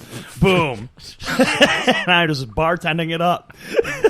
Just Nas up the wazoo there. Whoa. Joe, you do know your energy drinks because the drinks they were using were Red Bull, Monster, and Bang. And a little Chaser Powerade. You gotta be hydrated. Yeah, you gotta hydrate. You gotta get the electrolytes. In it was there either as well. that or they're making giant. You remember those ghetto popsicles that were like this flavored shit that was in the plastic, like little. Yeah. Oh yeah, those were awesome. No, those are That's what it looked like. Yeah, flavor ice is what you're thinking of, and they're my favorite. Those are ghetto popsicles. Yeah, they are. They are. They're so good though. Or the tubes where they have the pinch in the middle. Do you remember those? No. Oh, okay, never mind. We can't do this. We can't do this. We got like an hour to do this Okay. whole fucking episode. All right, back to Ryu. Ryu. They're gonna see what he's really made of, and so Zagat's gonna make him fight his main man, Vega. Right, and we've already talked about this. Joe Coleman, he comes in, he's got the whole mental game down to a fucking T. How's Ryu gonna out-mental Vega in his home territory? The simple thing is he can't. There's no freaking way. I mean, Vega he's in the cage. He's got the tattoo. He is jacked. He's got the fucking out of his the braid. Scorpion. Black scorpion braid. Is scorpion braid. The best tan in the world. The best tan of all the world warriors. Coming from a man with easily the greatest his tan in this room. was wow. Easily. Thanks, guys. Easily. Thank you. I made sure I did it yesterday, so I came in. There's not much competition. Yeah, I wanted to have the best tan in radio here, in podcasting. I want everybody to know. It's somehow. I've got the best farmer's tan, but I It's don't very have the best funny tan. how it comes through, though, because people, after you've been on, they're like, I'm tan now. After listening to Joe Coleman talk, I am now tan. Well, I want to make sure they're nice and glazed. Last year, Joe was kind enough to invite us to a housewarming party, and he actually has. He had a brown paper bag on his front door, and he said, "If you are lighter than this, get the fuck out."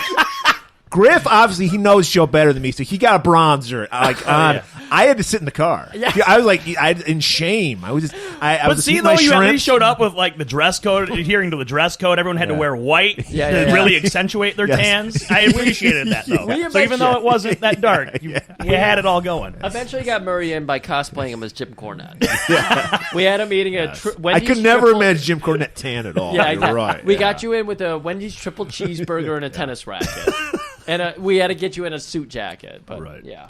Anyways, the fight. So, this is it. The audience. I'm so hyped. I can't wait to see Vega fuck some shit up. And we got Ryu trying to rile up the audience because they hand him a sword on a pillow, and he starts doing all this shit. Oh, yeah. It's wild. Yeah, and Vega's like, oh, I need to have my full perception for this guy. So he actually takes his mask off for the first time because he's like, I don't need this. I got to actually fight this guy. And so we think we're about to see a goddamn street fight, Murray. Right. And then, to make matters worse, Ryu throws the fucking sword away. That's right. He throws it just to fucking add, like, insult to injury. Because Right. he's like, you took your mask off already? Guess what? I don't even need this to kick your ass. They're building it so well. They really are. And then they just throw ice water on our boners. A.K.A. Jean-Claude Van Damme. Right. And he just barges in on his, like, Tonka truck, comes in through the wall. Everybody is arrested. Well, he did wait for his music, of course. Yes. And I know you already heard it, but I played it again, so deal with that.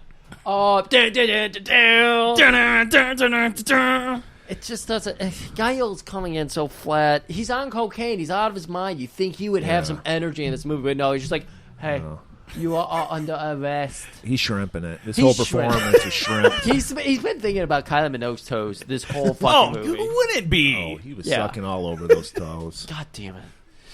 Pig out for a millennium. Is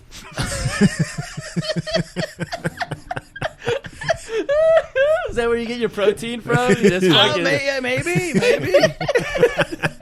Oh, God damn it. So now we're back at the AN headquarters, and Guile and Cammy, they're going over what they're going to do. Got war plans. When Cammy was trying to pick up the satellite where Bison was, they did find out they're in the River Delta region, but they can't pinpoint it accurately. It's my third least favorite river that comes up on Jeopardy all the time, and I always forget the name of.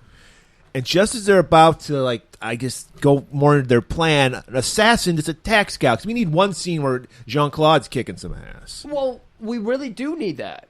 And how did this get over with Baby Joe? Were you just like, you don't fuck with Guile. He's gonna whoop anybody's ass. He is the star of this film. Again, and I already knew Jean-Claude was a badass because I grew up watching my blood sports and my kickboxer, so I loved this man to begin with. I'm like, no one can take him. Right. No way. after seeing this as an adult, I was just like, this is all I'm getting to demonstrate how much of a badass he is. He drives a tank through a wall. He doesn't fight anybody hand to hand. And now he takes out like a little fucking jobber. He's no Shinzo Abe. That guy couldn't handle his shotgun to the face, but of course John Claw could have. Exactly. It's topical. And like, we just need to infiltrate the gang, and we will get to Bison's whereabouts. So that's the plan. And then he's like, but who could we get to infiltrate? Meanwhile, we see Ken and Ryu. Apparently, it's the AN headquarters / prison.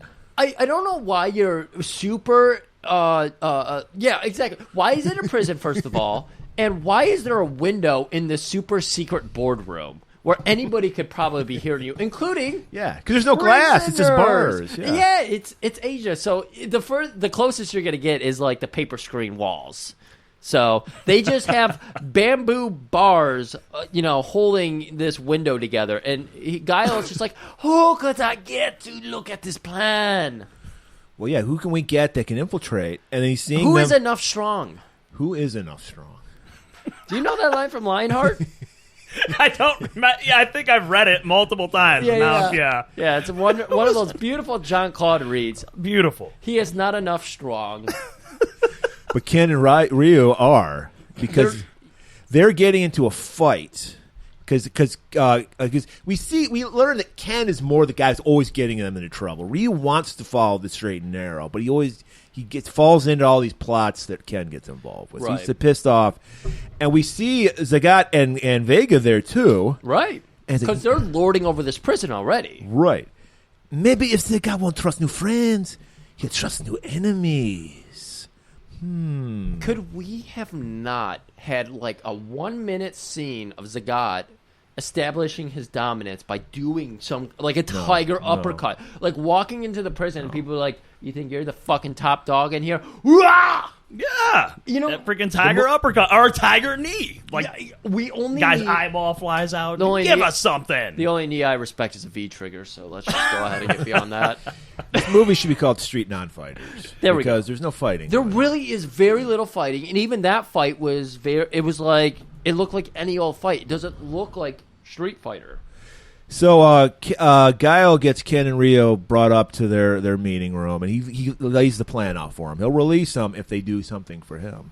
And they're like, that sounds like a quid pro quo, and I'm not into that kind of lingo. So we're just going to go ahead and leave. You cannot leave unless it's over my dead body. So they go over the plan. We don't get to hear it because we're going to see it in a moment. Right. So you gave a lot away by saying that. Did I? Yeah, you did. Okay. So you see the prisoners getting loaded up. I swear to God, Griff, you remember that horrible Bloodsport 2 movie? Yes, I do. think the villain demon is one of the goons being loaded into this truck. I think you're right. Yeah, and I got some PTSD from Bloodsport 2. It ruined. I turned the movie off for 10 minutes. Joe's already talked about how he has a fascination with Bloodsport. It does a tournament movie way better than this movie did. Sorry, Joe. It's true, but oh my God, Bloodsport 2 is so fucking bad. Anyways, so prisoners are getting loaded up. They're all handcuffed to each other, and then Ken and Ryu stage a fake fight. It's a classic trope. Right. We see this in everything. I'm the better brother. No, I'm the better brother. They're not even brothers. I just always think of them they're not as even brothers. they're not even the same nationality. No, not at all. Race. Yeah. I just always thought of them as brothers. They're brothers, blood brothers in the heart. Yeah. What is their... They're just buddies who trained under the same sensei, pretty much. Okay. Yeah, that's why they know each other's moves and all that, and then they both were on the quest to be the world's greatest fighter. That's literally Ryu's only motivation, is to be the stronger, best fighter in the world. So he just wants travels. to be enough strong. Yeah, he wants, definitely. Right. Wants to be the most strong. I'm going to get a belt with that on it. Enough strong. You are enough strong. So the guard comes over, hey, break it up, you two. And what do? They swipe the little handcuff key. Right. And then they just get loaded back in the truck after the fight gets dispersed and everything. But it turns out, I think it was Ken, happens to be a handy little thief. Pickpocket, yeah. Yeah, he fucking takes the key off the guard when they get him involved in the fight and everything. They hop in the truck, they're unlocking themselves, and Zagat's just like, Oh, boys! I've been your biggest fans this whole time. I didn't mean to put you into involuntary, voluntary enslavement. What do I call it again? I don't remember what I called it. Yeah. But guys, I got to tell you, I think you're great. Why didn't you unlock me? And they say, yeah, we'll do it. We'll help you. Yeah. So they do it, and then just as they go right out the gates of this prison/AN headquarters, they commandeer this truck. They carjack this truck. Yeah. The bus. Ryu gets in the front. He's starting to drive it. Ken is in the back. He's armed. He's got a pistol now too. So apparently he took that off of guard. And remember that Guile said, "You're not going to leave. You leave her over my dead body." That's right. So he somehow gets ahead of the bus. I don't know how. I guess did he get in a Jeep or something? And I don't know what the fuck.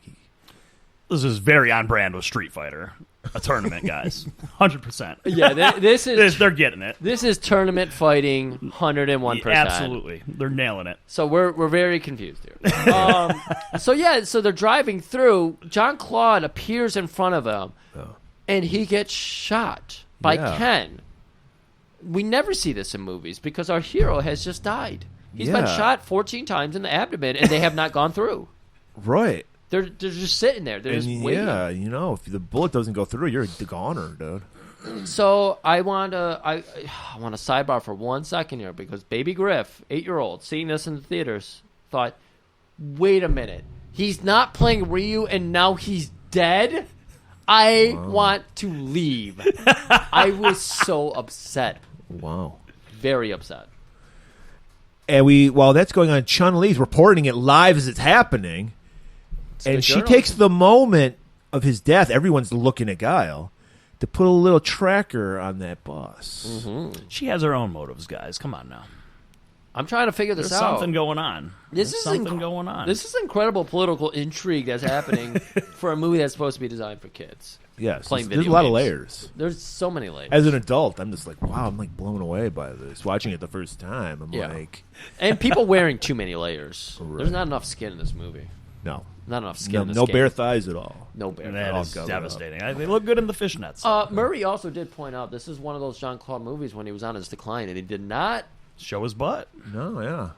We didn't have to wait for Murray to answer that joke. Yeah. Jump right in. Well, I mean, this was like it's well-known, established fact. You got to show his butt. Like he did a cameo in Friends, and he was like, "I can crack a walnut with my butt." Like it's one of the lines he says. He says it on Friends because he's trying to like hook up with Rachel. In like an episode of Friends. Rachel, Jennifer Aniston's character. Well, that was the thing, but Monica was the one who wanted to go out with him. He actually said, "I will be there for you." And then he was like, "Rachel told me that you wanted to have a threesome with Drew Barrymore." He says all this stuff, but he drops a line about cracking a walnut with his butt. So he's all about the butt stuff. Not only do we not get a bare butt shot, we don't get the splits either. No. What the fuck? No.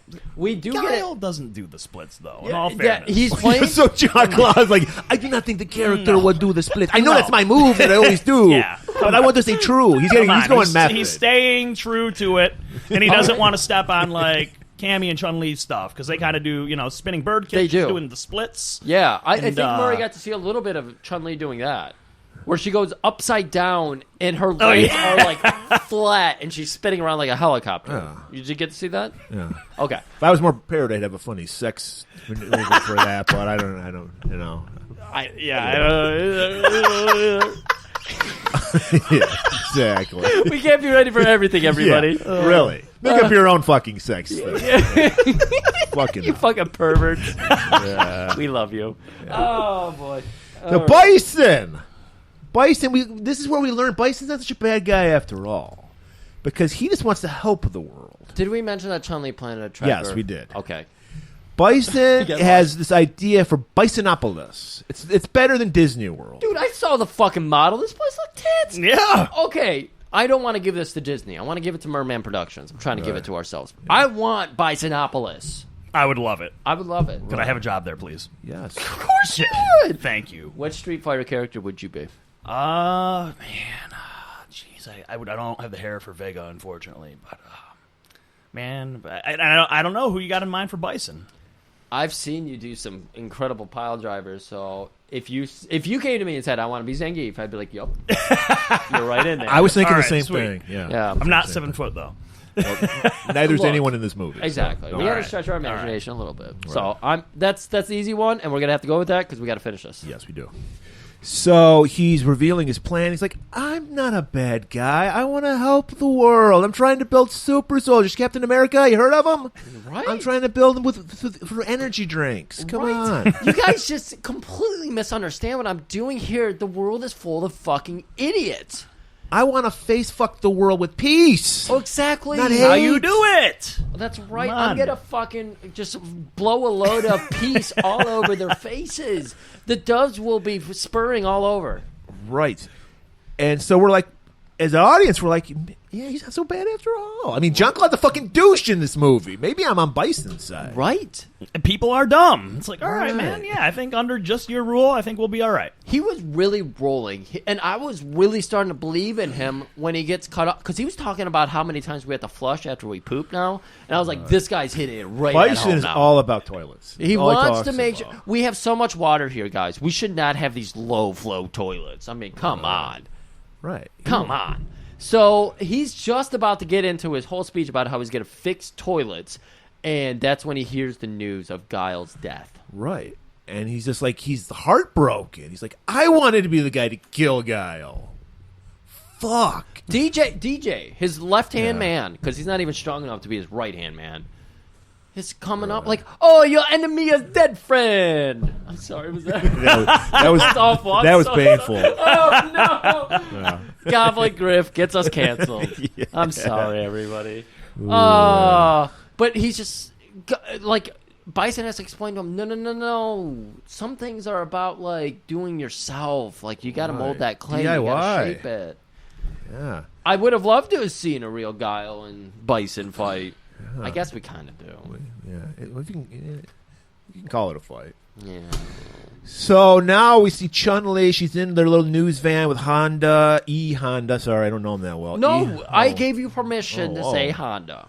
Honda and Balrog. Balrog. And their tracker's going off. Where I got confused with this scene. Joe?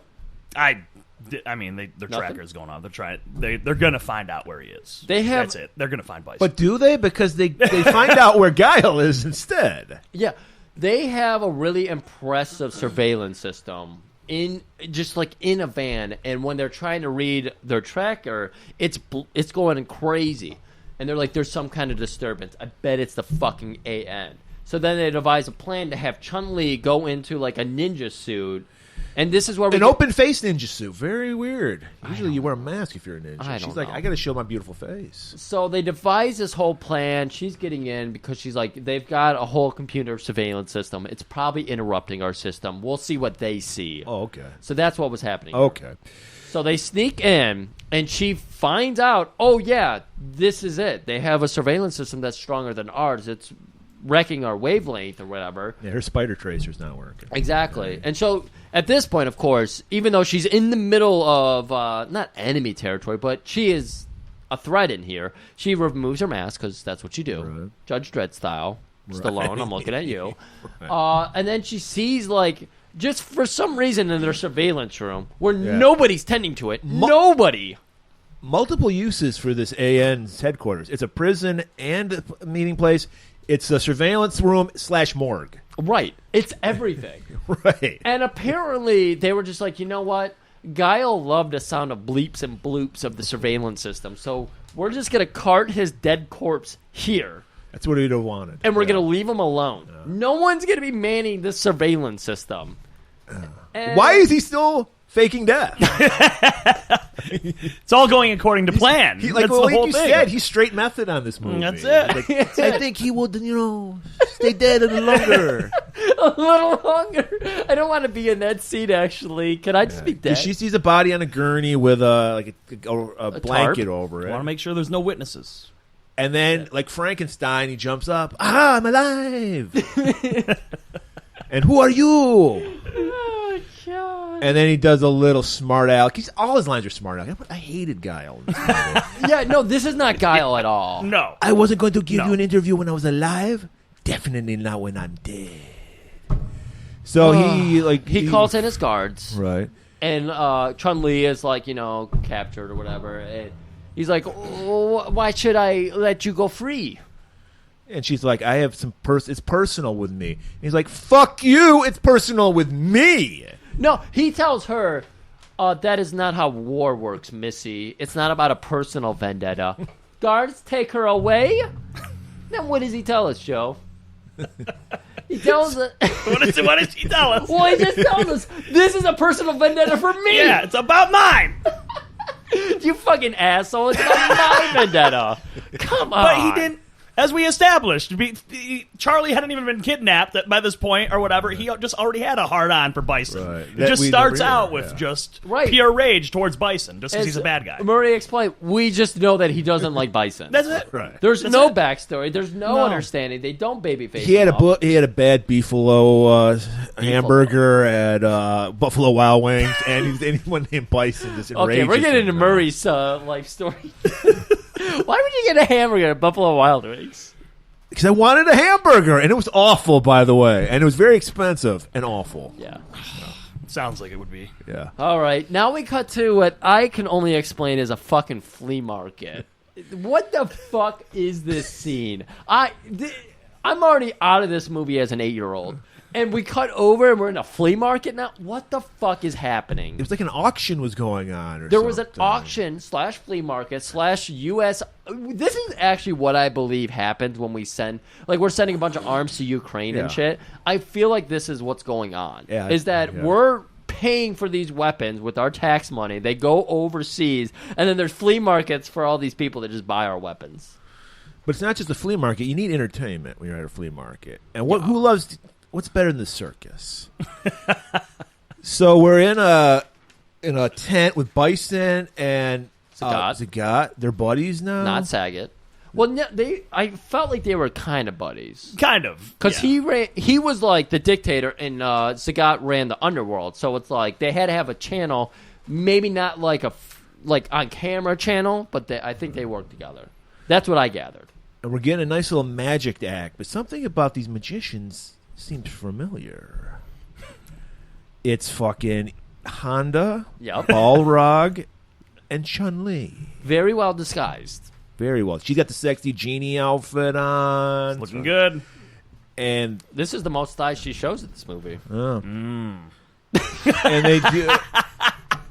they do a great act where she gets in a barrel and they chop it. They put the barrel on Honda's belly, and then Balrog pulls out a fucking giant sword, and they chop the barrel in half, and she's gone. Right. Magic. We got a lot of characters coming into scene here, too, because Ryu and Ken, of course, helped Zagat escape, so they're their guests of honors, and they're standing by, and they're watching all this. I already hated these guys, but now I hate them even more. Right.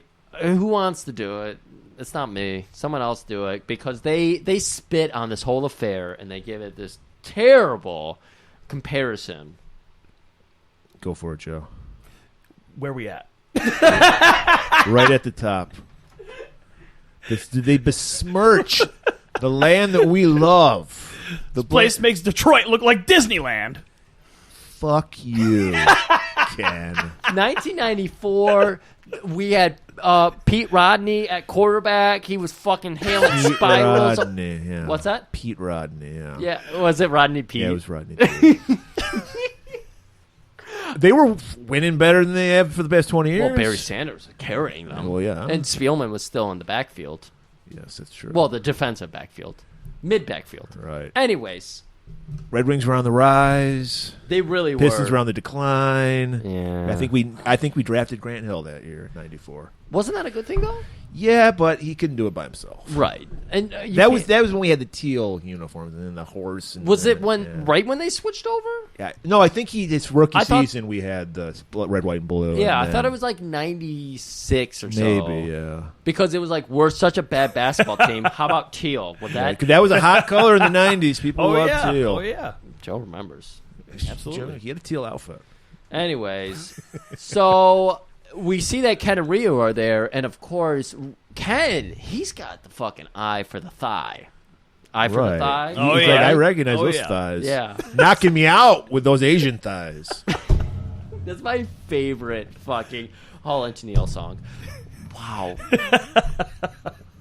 I totally blanked on the name of that band. Private Eyes, I'm watching you. Hall and Oates.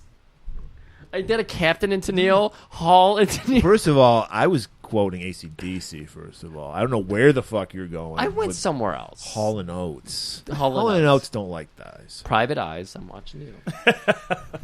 Anyways, so Lee is going to lure Ken away from Ryu because Ryu is all business, but Ken is all thickness. Oh yeah, Right. Yeah. He's ready. He's got a shrimp bib on and everything. He's ready to go. You brought shrimping up. I'm just continuing that. I was content to just leave it in our past, in our Never Say Die, whatever Force to Kill episode. What the fuck that was Never called. say die. Oh, no, it's going to keep coming back forever now. So Bison, he wants to work with Zagat because Zagat's the guy you go to for weapons. He's trying, but he's just like he's having money. He's like Elon Musk. He's having fucking money issues. Yeah. 10-year-old Joe following this whole storyline? absolutely. Absolutely. It's, You were it's getting this? ridiculous, but yeah, when he's tries to pay him in his own money, Yeah. it's insane. I loved it. But were you like, wait, why wouldn't this guy want to be like the right-hand man? Because he doesn't have a right-hand man yet. He has a left-hand man. He doesn't have the right-hand He can't man. be a right eye man either because he's missing an eye. He's missing that eye. He's getting him in on the ground level was the thing. Yeah, you know? so- He's going to start this nation. That's with how- this new currency. He's Right. allowed to be up there. I got to give it to They're the gonna God take over here the world. because it sounds like he's trying to introduce him to a pyramid scheme. Right. This is A little crypto. bit. This is A original little bit. cryptocurrency, dude. It is. This is the original NFT. But this was tangible. There was Yeah. an actual thing there. So But it's not worth the paper it's printed on. Thank you, Murray. You lunatic. Oh my God. So they're getting off to a rocky start. Yeah. So we're gonna follow Ken back in. He's been lured by Lee into her tent, private tent, with the fucking rotating mattress and everything. Genie drapes everywhere. There's fog. He's like, "Oh my God, I'm gonna get my fucking shrimp on." And no, he's not, unless he wanted some fucking sumo toes in his mouth. She's skimping on the shrimp. He's skimming the shrimp. they always do. So I'll just let you know, Kayla's probably gonna walk in that door in like 15 minutes, and we'll just that's gonna be a thing. Okay. So Honda grabs Kid. Says, "How about these shrimps?" And he's like, "I don't swing that way. Not even for a Yokozuna." What? Okay, Murray, please, Joe, anybody, Joe, help me out here. I only know Yokozuna as the 1990s wrestler. What the fuck is a Yokozuna? A Yokozuna apparently is a champion sumo wrestler. Yeah. That's it. Top of the mountain. They weren't trying to say that Honda actually sumo wrestled the wrestler. Yeah. Yokozuna. He was Yokozuna. If you know anything about your sumo wrestling heritage and history, you know that Yokozuna is the highest title you can earn. Yeah. There we go. Yeah. So Do they have belts or is it Chun-Li straps? straps, the little diapers they The wear. teabag gimmick. Yeah. Oh, yeah, okay. So Chun-Li warns the boys there's gonna be an explosion in 10 minutes. Oh, Right. Apparently, like they're buddying up now. Ken and Rio are working with them. Well, I think Lee noticed that they were kind of like being these tweeners. And they're like, I get it. I get what you're going for here. I just want you to know that I know you're not bad guys, and I need you to alert you to the fact that we're about to explode this fucking flea market. So we go back to Bison's tent, and it's getting heated, man, because the guy is fucking furious. He's like, "You Bison bucks? Bison Fuck bucks. this shit. I don't want this Give me shit." Buffalo Nickels at least. And so the shit's about to go down, man, with their crews. And then we get somebody warns them about spies. Well, or Ryu something? and Ken come out to break up the whole fight, which I did not think of Ryu and Ken in this situation where they're trying to play peacekeeper, because they walk out there and they're like, "Hey boys, let's calm it down." they're really out of place at this point, really. It's just like, what is their point anymore? Like, Wait. they're just there fucking shit up. Have we seen a street fight yet? Have we seen No. two actual Street Fighter characters square up and try to kick or punch each other? In a best 2 out of 3 falls fight. Exactly. We have not seen that yet. Instead, we have Ken and Ryu playing peacekeeper. One's trying to hold back Zagat. One's trying to hold back Bison. And they throw out the whole theory that, oh, fuck, guys, we're about to get exploded here in a minute. Like, what kind of proof do you have of fucking that? And Wizard of Oz magic happens. What the fuck was this all about, Murray? They open like a door or something, and there's like a monitor? It was a little changing tank. And this is microwave timing if we've ever... Like, we talk about microwave timing all too much. Yeah. This is microwave timing to a T because... you can hear a pin drop after... I don't remember if it was Ken... It was probably Ken saying... Oh, yeah, this place is about to be exploded. And Bison's like, I'm going to need some serious proof of that. And everybody goes silent. And then you hear, hello, this is Chun-Li. She did not say it like that. She did it. I'm sorry. But then they all, like, wrap around this fucking little changing tent where there's a little TV. And there's Chun-Li and Honda and Balrog. And they're all in their, like, circus outfits. Right. And Chun-Li removes her mask. It's me. And they're like, that's all the proof we need because then an explosion happened. Well, they all sit there and watch it as a van rolls in. Apparently, this is a live feed. And there is... I was getting flashbacks to last week's movie where the RV was just kind of slowly rolling in with the explosion. Yes. Yeah. Do you remember the Zangief moment? Yes. Okay. Yes. So everybody's panicking and they're like, "Oh God, I guess we should run." Exploded. And Zangief has a great moment here that Joe remembers, and I'm going to throw to him on because Zangief tells everybody, "Quick, change the channel." See, he's perfect Zangief. Perfect. That was a good moment though, and every line he has is memorable. I chuckled. Every line. Yeah. So everything blows up, but somehow Bison, since they got the warning, they got the drop on Chun-Li and her crew. I guess, yeah. Like we don't actually see them really get captured, right? No, we don't. They just are. It's a mess. Like yeah. And suddenly everybody's captured. But the plan worked because because Ken and Rio warned him, they're in with fucking Bison now, aren't they? Yeah. Wait, Ken and Rio are in with Bison. Yeah, Bison thinks that they are their friends now because they warned twice. They got Zagat away, so they're already on Zagat's side. They think they're in the underground. They think they're on their side. And then they help them. They gave them the warning, 10 minutes, this van. I don't know. Anyways, so yeah. Yeah, so Bison has Honda, Balrog, and Chun-Li together. He's like, take the men away and do whatever, sexually torture them.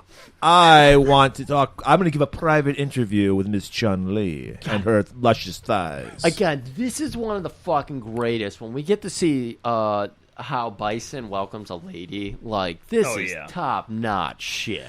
Well, we go back to Guile, and they're making the plans to infiltrate because I guess they finally they're just gonna they discover where the fortress is somehow. I don't remember. Triangulation of signals. Satellite triangulation. I think what they did is their own research. Okay. And they Googled it and watched a YouTube video. The great plan that Guile comes up with, I will take this stealth boat, and I will come from the east to distract. And while that's going on, the army will come from the west. Right. And attack. There's a great build-up to that because he's like, all we have to do is take this tiny boat, and then someone will go up the East Canal, and it's no big deal. And then one little guy pipes up, and he's like, that would be a dangerous mission. Whoever does that would be out of their mind. Fortunately, I lost my mind. Yeah, it was sad. It's fantastic. I know. He's got something snappy to say every time. I mean, you're right. Every time. Van Damme fired up for that promo that we're getting to in probably like 20 minutes here, but everything in between was nothing. He showed up for that one line and to do some kicks later, and that was... He probably literally he gave everything he did had. a fucking line. And you saw a little residue on his nostril. I lost my mind. The blonde hair was to distract from his blonde nose. Cut back to the fortress. We're in the sex dungeon. Woo! There's a torture just sucking away in Honda's toes. Oh, my God. It's nauseating. This is rough. Because Honda's one of those guys who wears flip-flops all the time, so his feet are filthy. I don't know how. But the torture's into that. He likes a dirty shrimp. Oh, right. He wants some dirty rice and some dirty shrimp. Right. I don't want to see this man suckle down some shrimp cocktail because I can't imagine what he's going on there. It's like a dirt sundae. It's got the Oreo crumble on it. It's like pickled pig's feet for this guy. He's Pickled like pig's the feet. callback of Joe line. And he's just slurping away, and it's just kind of unnerving to Honda. He's not into that. He's got multiple things happening to him here. He's got his toes being sucked. He's being whipped. Being spanked. Right. Being a bad boy. For free, too. All of this, he didn't pay for any of this. People pay for this Good shit. money. Oh, yeah. Like, I've gone to, what do they call it, Theater Bazaar? That touring circuit? Yeah, they have that room where you go in there and you pay big money, $100 to get your fucking shrimp sparkled. Right. And they're just doing it for free. Right. And he's no selling it, too. He's just like, not letting them know. He's orgasmic, but he's like, I'm not going to let this torture know. They're trying to put that cock ring on him and just falling off because he's like, I'm fucking soft as fuck. But I'm softer than a soft-boiled egg. I don't know what you expect out of this fucking long. And Balrog's just watching it all. Well, Balrog always watches. He's a cuck. Right. He was such a cuck character. God, he could have been so cool.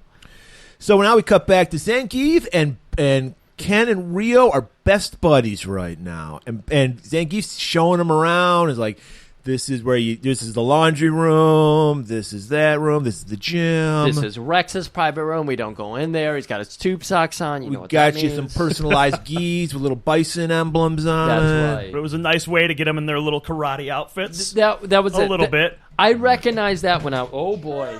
Oh, we got a phone dysfunction. This is one of the few things I recognized was when they put Ryu and Ken. But I honestly, as an 8-year-old, thought they were bad guys. And again, I had already thrown this movie away. I hated Jean-Claude as Guile. I hated Ryu was not the hero. I hated that they were playing tweener, like playing weird. I couldn't get this as an 8-year-old. So I hated it. Well, you were a simple child. So. I was very simple. So you see the picture of me and my crazy blonde hair. Yes. You were mentioning that earlier. His family looks like the Village of the Damned Children. Yeah, we were white terrible. blonde hair. That's me at like 5. So just imagine me 3 years later. You're the Moondog family is what you are.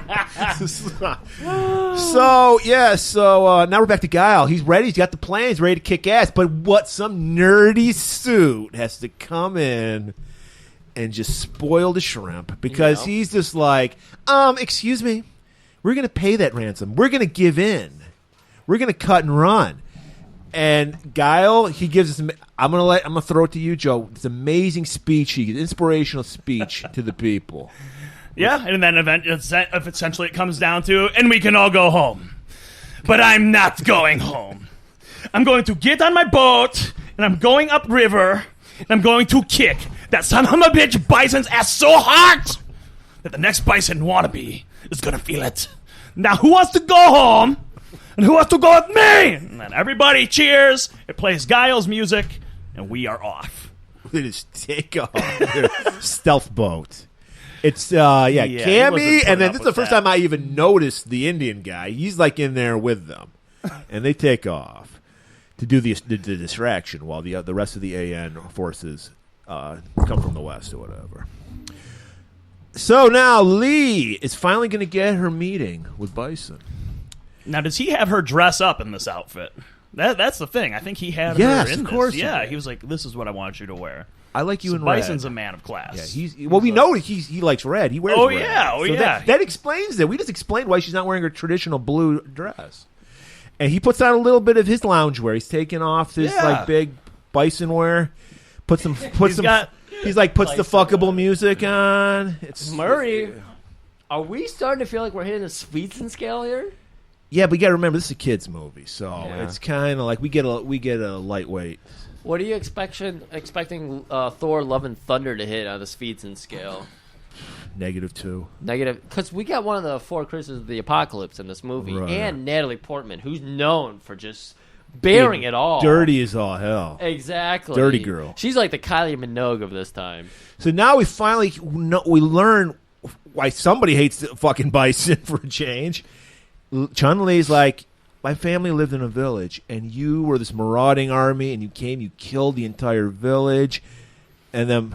And this is the single greatest line in cinema history. Because I don't remember any of that. She's like, you don't remember? And then he mixes his drink, stirs it a little bit, and he goes, for you, The day Bison graced your village was the most important day of your life. But for me, it was Tuesday. Such a great, best such line a great ever. line that CM Punk stole that line and he used it on MJF. That's right. Yeah, Wait, who did that? CM Punk. CM Punk did. Oh, okay. Yeah. I mean, But it is the greatest line in any movie ever. It's the you need a powerful line. That's a powerful line. He'd even call it, and we would call that a Taco Tuesday, which of course everybody remembers because Taco Tuesday is the most important day of the week, of course. And then Lee's like, "I'm gonna kick your fucking." That's exactly. ass." I know women, and you are harmless. This is good. That's exactly what I wanted. I feel like that's Murray's pickup move. I know women. That's the first thing I see. You are. I gotta. It's just how he opens up. He just sees one sitting there. He's like, I'm going to get that squat. Walks up, drops that line. I don't know. There was no context for this. I get a dominance, dude. And that's how you do it. You how go, you do I it. will murder you. I like it. That is how you do it. Yeah. And she just proceeds to beat his ass. And young Joe is feeling things. He's like, what? This is the Getting first. beat up by this fishnet babe. Oh, man. What's happening? I was not. You're getting some Tony Atlas shit here now. You're Yeah. wanting her to walk on you now. This was Not against the it. very first moment of this movie where I was like, this is fucking good now.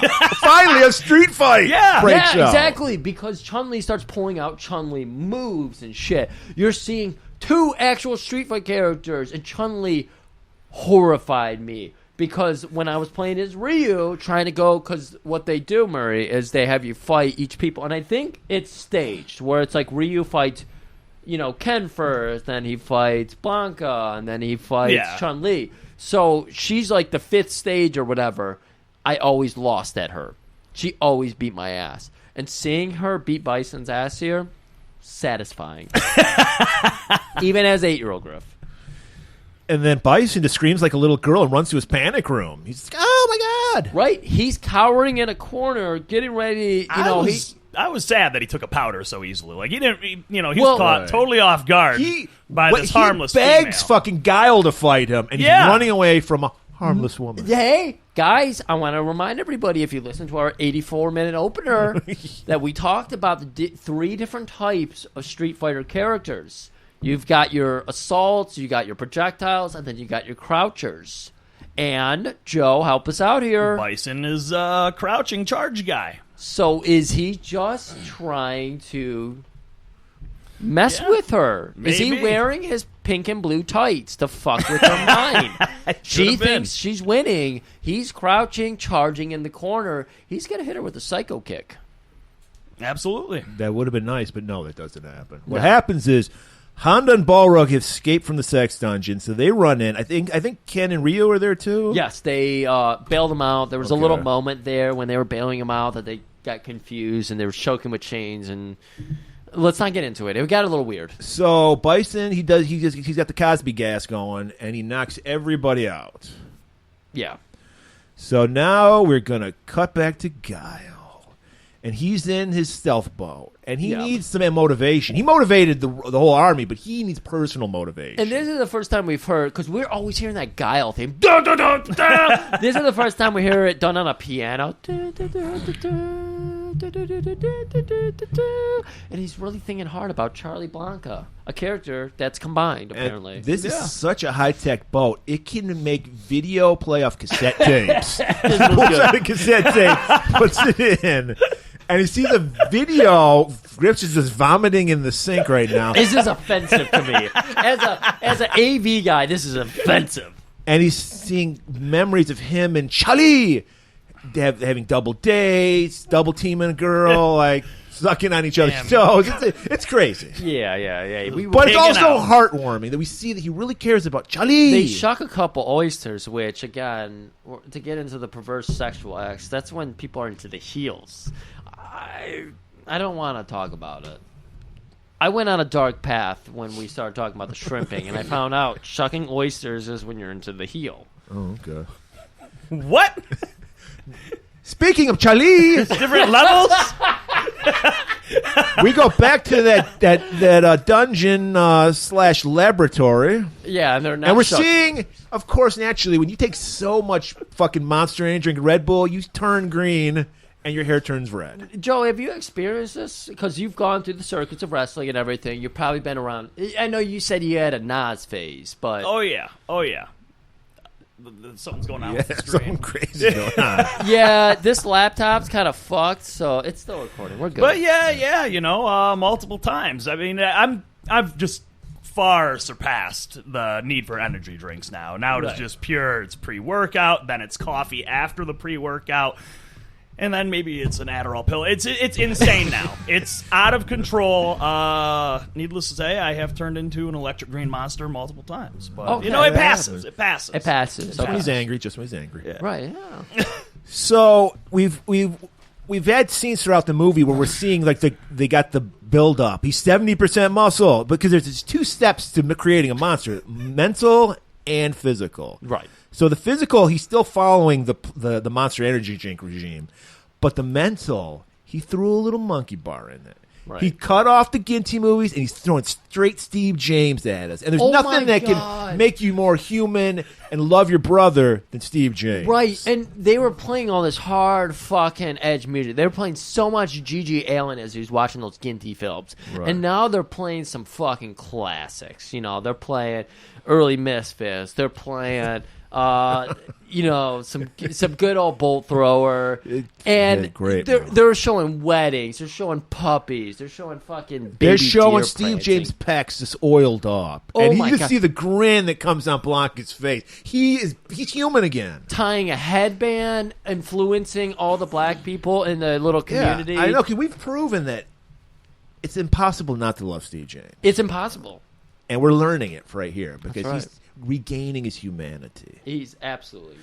All right, so Bison's got everybody captured again, but then a red alert shows up because our boy Guile and his stealth boat are coming, and they knock out one of the radar systems of Bison. Right. They're coming down this canal. It's, of course, Sad Hawk. I'm just going to go ahead and do that. He's no Thunderhawk to me. Damn right. He's Sad Sad Hawk. Hawk. Sorry, Greg Wonderhawk. Rainwater.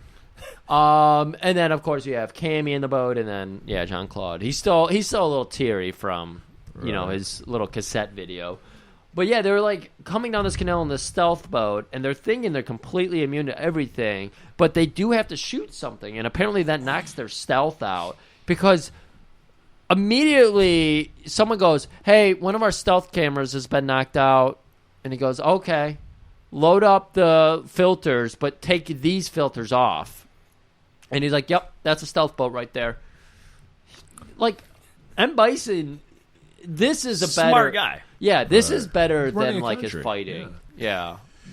So Bison jumps in his little hover thing from the prequels, Star Wars prequels, that the senators were in. Yep. Yeah. Very, very sad because we can clearly tell it's just on some hydraulic lift that they're like filming around because it's not levitating. And this is where we get they're pulling in the arcade game because its Yeah. controls are just joysticks and buttons. We got to know, Joe, 10-year-old. I thought it was sweet. I was like, this works. Passes the test with me. Seems Little Joe's exactly like, how you even play I it. could operate Yeah, this. Yeah, absolutely. Right. Yeah, I will tell Take that you. boat out. Take that boat. Just get it.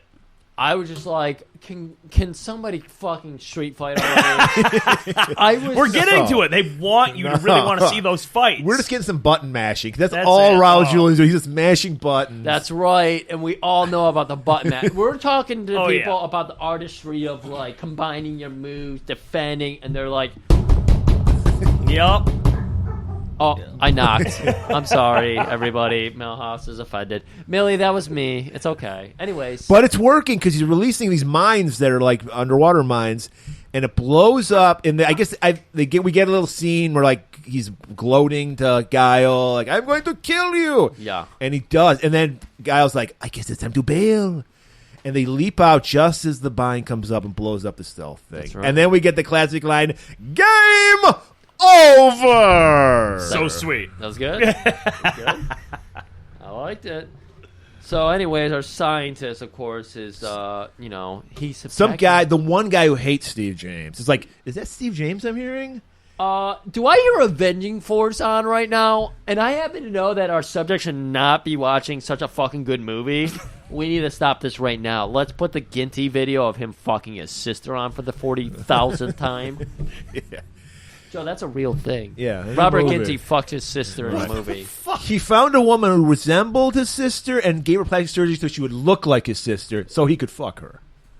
Whitefire, everybody. By the way, Murray is wearing his Robert Ginty this is Robert shirt Ginty right here. that our friend Phil made for us. Yeah. Phil, right? Yeah, Phil. Yeah, thank you, Phil.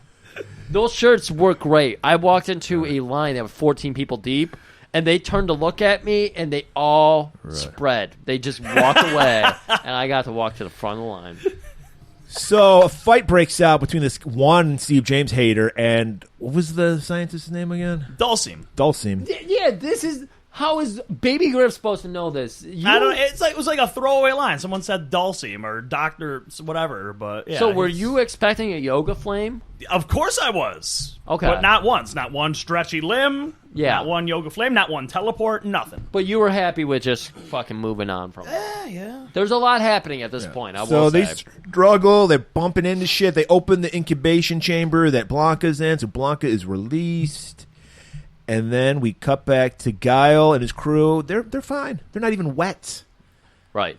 This is the first time we get to finally get to see Guile use some goddamn street fight moves. And because there's like 3 guards that just happen to be walking around, and they wear like helmets and everything.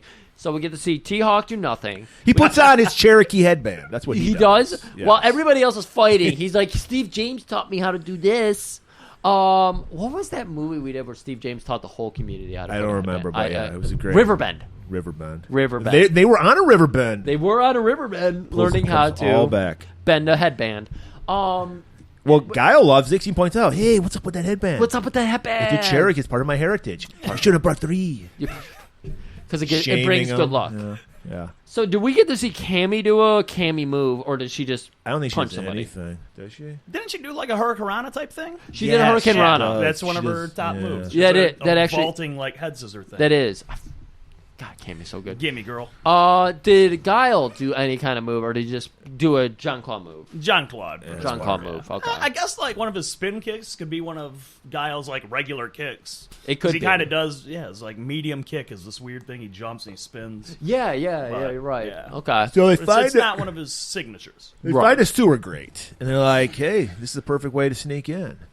So he rappels down this. For some reason, they decide only he should go in. Well, yeah, because he's a fucking asshole in this movie. So I have to have all the star and fame.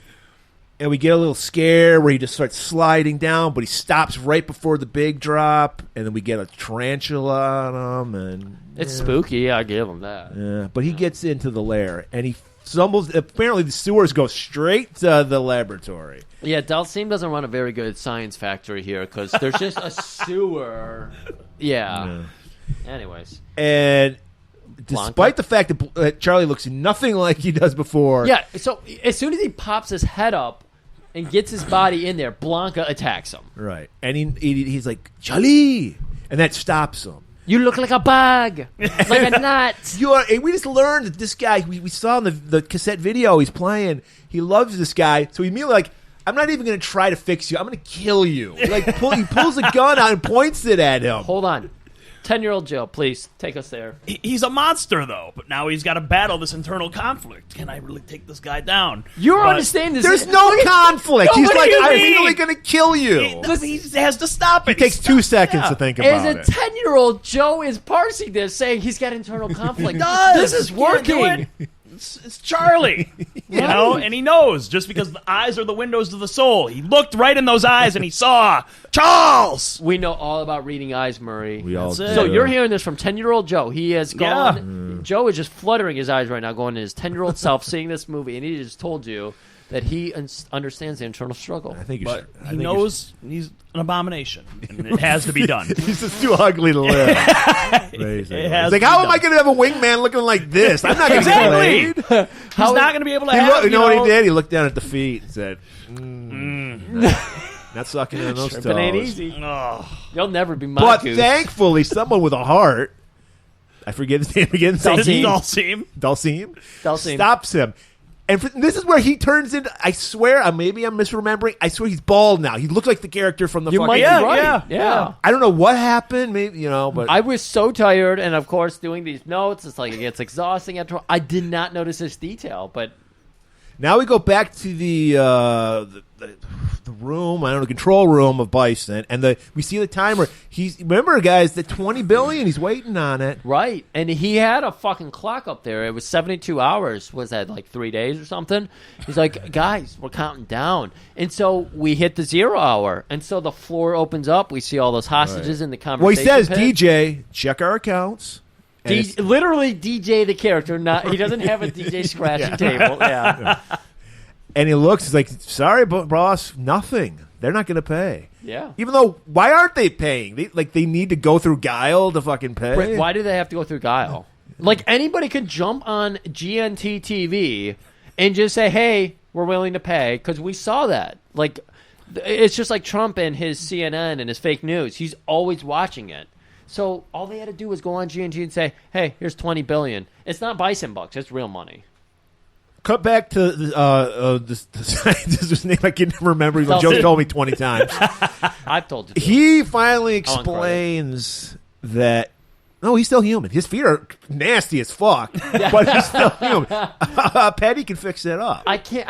Like, we've crunched the numbers so many times. I can't get that ankle hair off and that weird like fucking wrist hair. I can't get rid of it. Forearm hair. He's just got bushes on his forearms, on the middle of his calves. I do it's like. Weird. They both Or agree. shins, rather. Over what you guys call the starburst of chest hair. Yes. That's just perfect. That's just good. Now, this is where we learn that, like, Bison, not only is he evil, he's got style, because he's just like, I'm not going to just shoot these hostages. I'm going to have my monster rip them apart. It's pretty sweet. That is actually pretty badass. I would have liked to have seen So he's this. like, raise the incubation chamber, but Guile has a little plan of his own. Right. Because he hears the siren. We go back downstairs. He hears the siren. And Dalsim says, oh, that's the monster alert. What does that mean? Oh, they're going to raise the monster to destroy the hostages. And of course, Jean-Claude goes, oh, you want a little hostage? I'll give him a little hostility.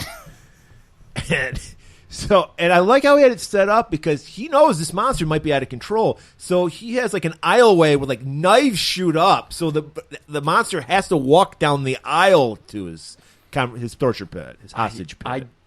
When I watched this again, I was like, okay, this is fucking good. I like it. Like, they have brought nothing to this movie yet.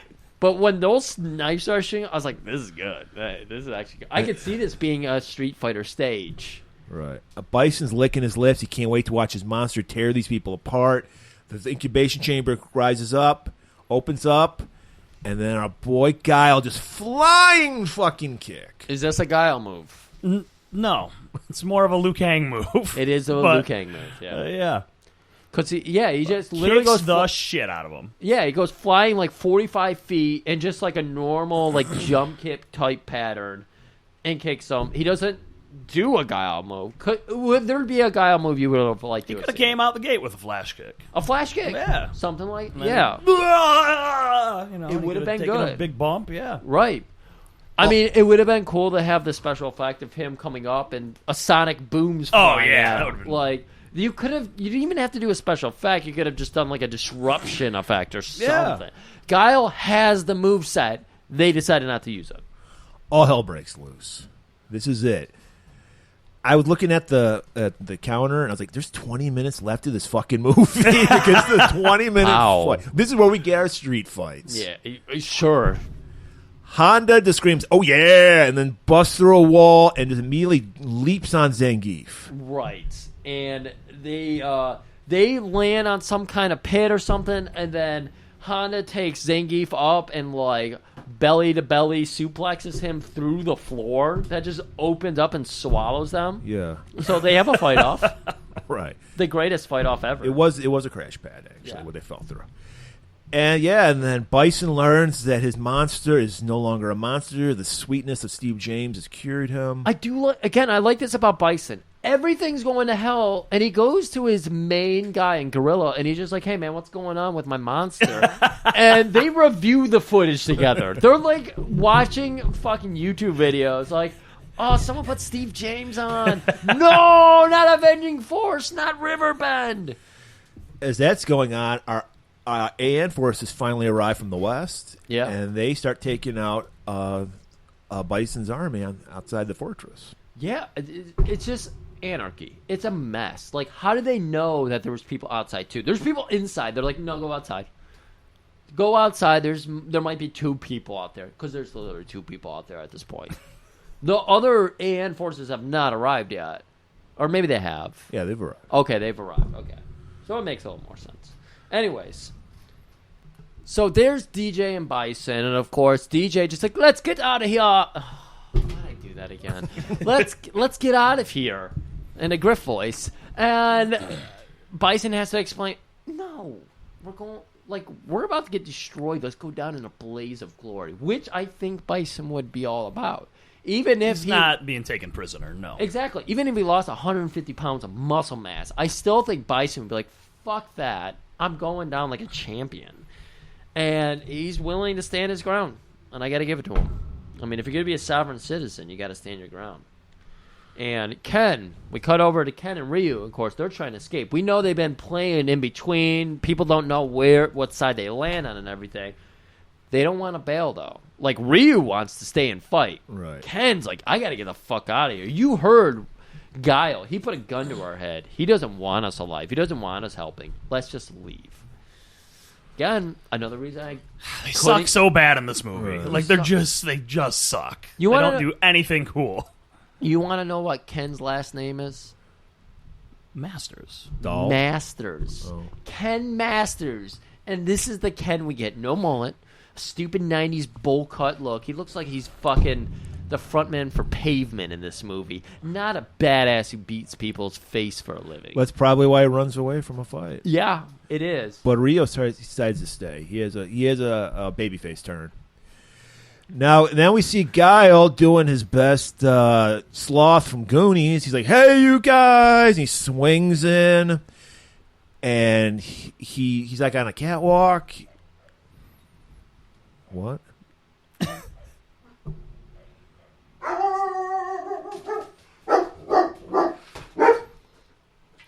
Hello.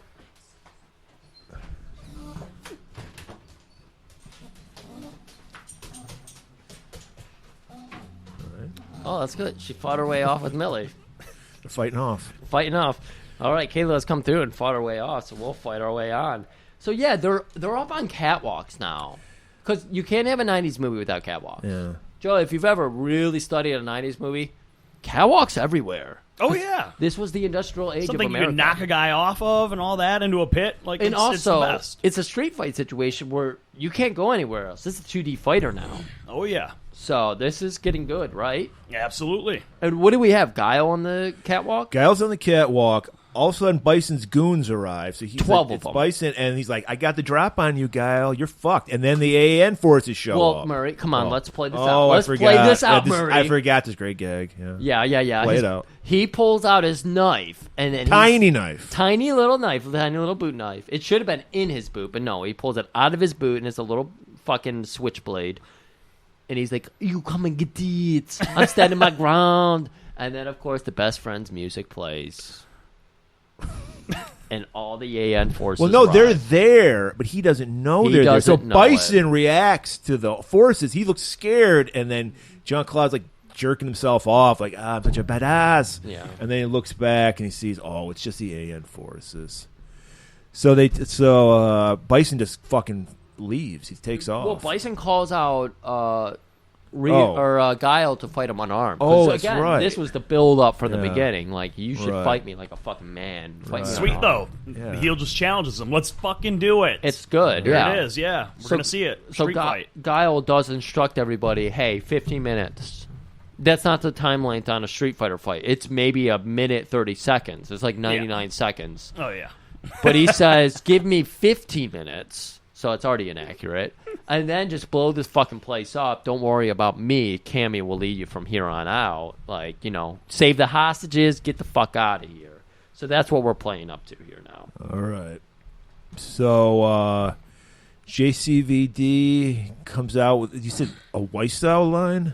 Tommy Wiseau from The Room. I swear this is dubbed over here because there's a whole moment where Bison is still playing his little tricks and everything. So Guile tells him, "Come out from behind the curtain, wizard.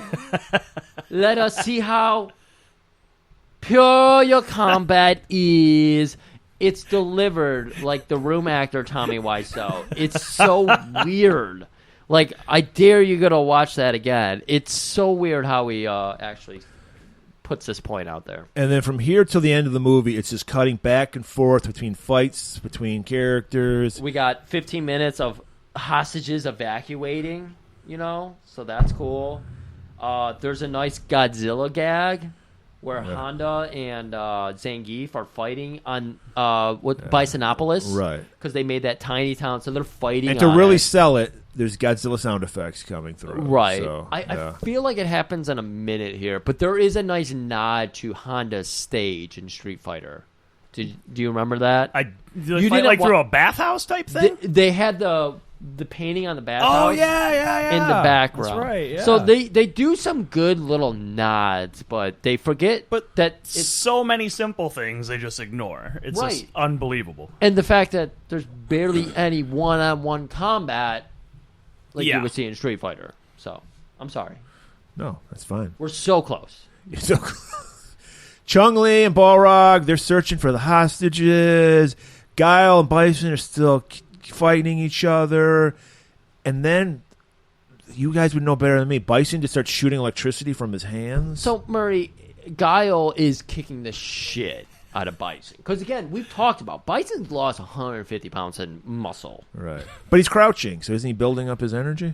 He might be, yeah, but Okay. he's We still don't know. just getting his ass beat. But this is the thing. Sometimes you just see it just doesn't. It doesn't matter sometimes if you have that full front assault like Guile is pulling here. He's going to be able to fight through that crouching style and everything. And so what ends up happening is Guile's handling him, throws him into a console, and he's like, This is a classic Steven D'Souza move. Fucking when what's his face Bennett gets thrown into the electrical thing. yes, Loves that's the electrical right. stuff. He loves Loves it. He loves catwalks. He loves electrical shit. You're right. Yeah. Steven D'Souza, we've got you. We smell you. This one kills Bison. So you think. So Guile calls up Cammy. She's like, "Are you dead?" "I'm only half dead. Bison is all dead." And while that's going on, is Bison's suit resuscitating him? Because his chest starts pumping like CPR. I think it was the electricity running through his body. Now it's time to unleash his psycho power. And then DJ comes in and grabs his wrist and lifts the hand. It falls once, twice, and that third time the finger goes up and wags. Bison is alive. Bison's not dead. You can't kill the Bison. And he rises up like Satan or whatever, because he makes some mention of Satan. And Right. something. No, I thought I put it in it. No, I put it in It it happens first, so later, we'll get to it in yeah. a second here. But yeah, Bison's rising up, but we cut over to Ken, and he's like running away and everything. Right. He just misses DJ, who of course is giving up on his master. Apparently he didn't wait to see the finger wag, because he's going into the Chun-Li suite where he was going to bone her, and he's stealing all of his shit. He knows where the good shit is. Yeah, he breaks open a safe and he steals like a case. Doesn't open it because he's like, this gotta be the good shit. It's in a safe. Right. We see the Kinjite case. Kinjite safe, yes. And he's like, I know what's in that case, and while it's great, Magnificent Seven, yeah. Yeah, while it's great, I don't want that. I want the loot. I want the money. So, and so he takes that, and Ken is in the room, and he's looking for something to steal too. Again, Ken in this movie Just a piece of shit. is a total piece of But shit. he Just a coward. finds DJ needs to learn on his history, because he finds the most valuable thing in the room. That the Golden Needles of Ecstasy statue is there. The statue that makes you the perfect boners. Yeah. Corey Jodan Baker Eubanks would have been all over this statue, but of course, Ken Masters doesn't even recognize what he's fucking holding. As he's walking out, there's surveillance cameras everywhere, and he sees that Ryu is walking into a trap set up by Zagat and Vega. This is great. The intuitiveness of Bison's surveillance system is incredible. Because Ken just walks in and knows how to use it. He's just pressing buttons and zooming in. This is good. So we're finally going to see a street fight, right, Joe? Yeah, absolutely. But we don't see much of that from No. 2-on-1 type gimmick here going on. Eventually it's evened up, but it's all handled off camera for the most part. Yeah. Right. It sucks. This is really sad. It's like you're supposed to see Sagat versus Ryu, that's the thing, and Ken maybe versus Vega. Well, this is what happens when you hire actors to play martial artists instead of martial artists to play martial artists. You got to have all the close-ups, the quick cuts. This is the biggest, just like saddest part of this movie. Okay, so Ken tries to warn Ryu, you're running into a trap. You're going 2v1. You're going to have to fight Vega and Sagat. And Sagat, of course, sad old man, but still. And this should be 7 foot and 300-something pounds, but no. That's right. But no. And taped up. They didn't even tape him up. No, he just I think he is in the last scene. Oh, maybe. He's got Okay. tape, yeah. Okay. And so it's looking grim, of course. So Ryu is getting his ass kicked a little bit here by both of them, but Ken does show up just in time, so they break off. And this is where we get to see them use quote-unquote Street Fighter moves.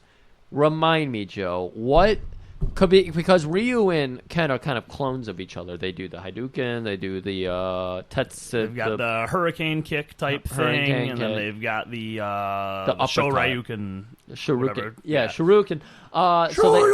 So they have the uppercut, but Ken does the uppercut better, and then Ryu has the better Hadouken. Ken is like more kick based, so he does more kick. So stuff. his hurricane kick is better, and yeah. then Ryu has the better uppercut. Yeah, because in That's Street Fighter lore, he wins the first Street Fighter tournament by beating Sagat at the end with the uppercut, and that's why Sagat has a scar across his chest. No shit. It's from Is that from that anime? Yeah, that's actually how it starts. The movie, I think it starts. I'm it gonna shows watch that, that. and it's sweet. It's really sweet. Excited to watch. But yeah, in the lore of the game and stuff, that's how he's whatever, and that's his motivation for joining Shadaloo and Bison and being one of the generals, because he wants to. He's dishonored. He lost his world championship street fighting thing, whatever, being the best to Ryu. So we get to see a half-ass version of those moves, because we see the spin kick, but you can barely tell because they zoom in so close. You just see someone basically do a roundhouse. Then you see a Shōryūken. Same way. So close you can't tell what happened unless you know what you're looking for. And then they even have Ryu do a Hadouken. They don't do any special effect. They don't try to do anything. Like, even John Carpenter pulled out better moves in Little Showdown in mostly Tokyo. Big Trouble in Little China. Thank you. He did better special effects than this movie can muster. And that's depressing. So we see this fight. It's pretty awful. Ken and Ryu win. Yes. But back to Guile and Bison. Bison can now fly. He's doing literal... He's saying cool shit, though. You come prepared to fight a madman, and instead you find a god! Murray, I wrote it down. Would you like to read it for us? For I beheld Satan, and he fell from heaven like lightning. So he's literally doing Superman punches because he's fucking flying at him, punching him. He has revealed now that he, using the same technology they use on light speed rails where it's magnets counteracting each other so there's no friction. They can just, they stay kind of like with each other, but yeah. And so he's like, I can use that now. And his boots glow and he can fly now. It's wonderful. And I'm all aboard. Hoot, hoot. And he's fucking Guile up until... he attempts the final, his finisher. Tries to go for the Psycho Crusher. Yeah, exactly. And he envelopes it a little too much. Wait, envelopes it? Telegraphs. Oh,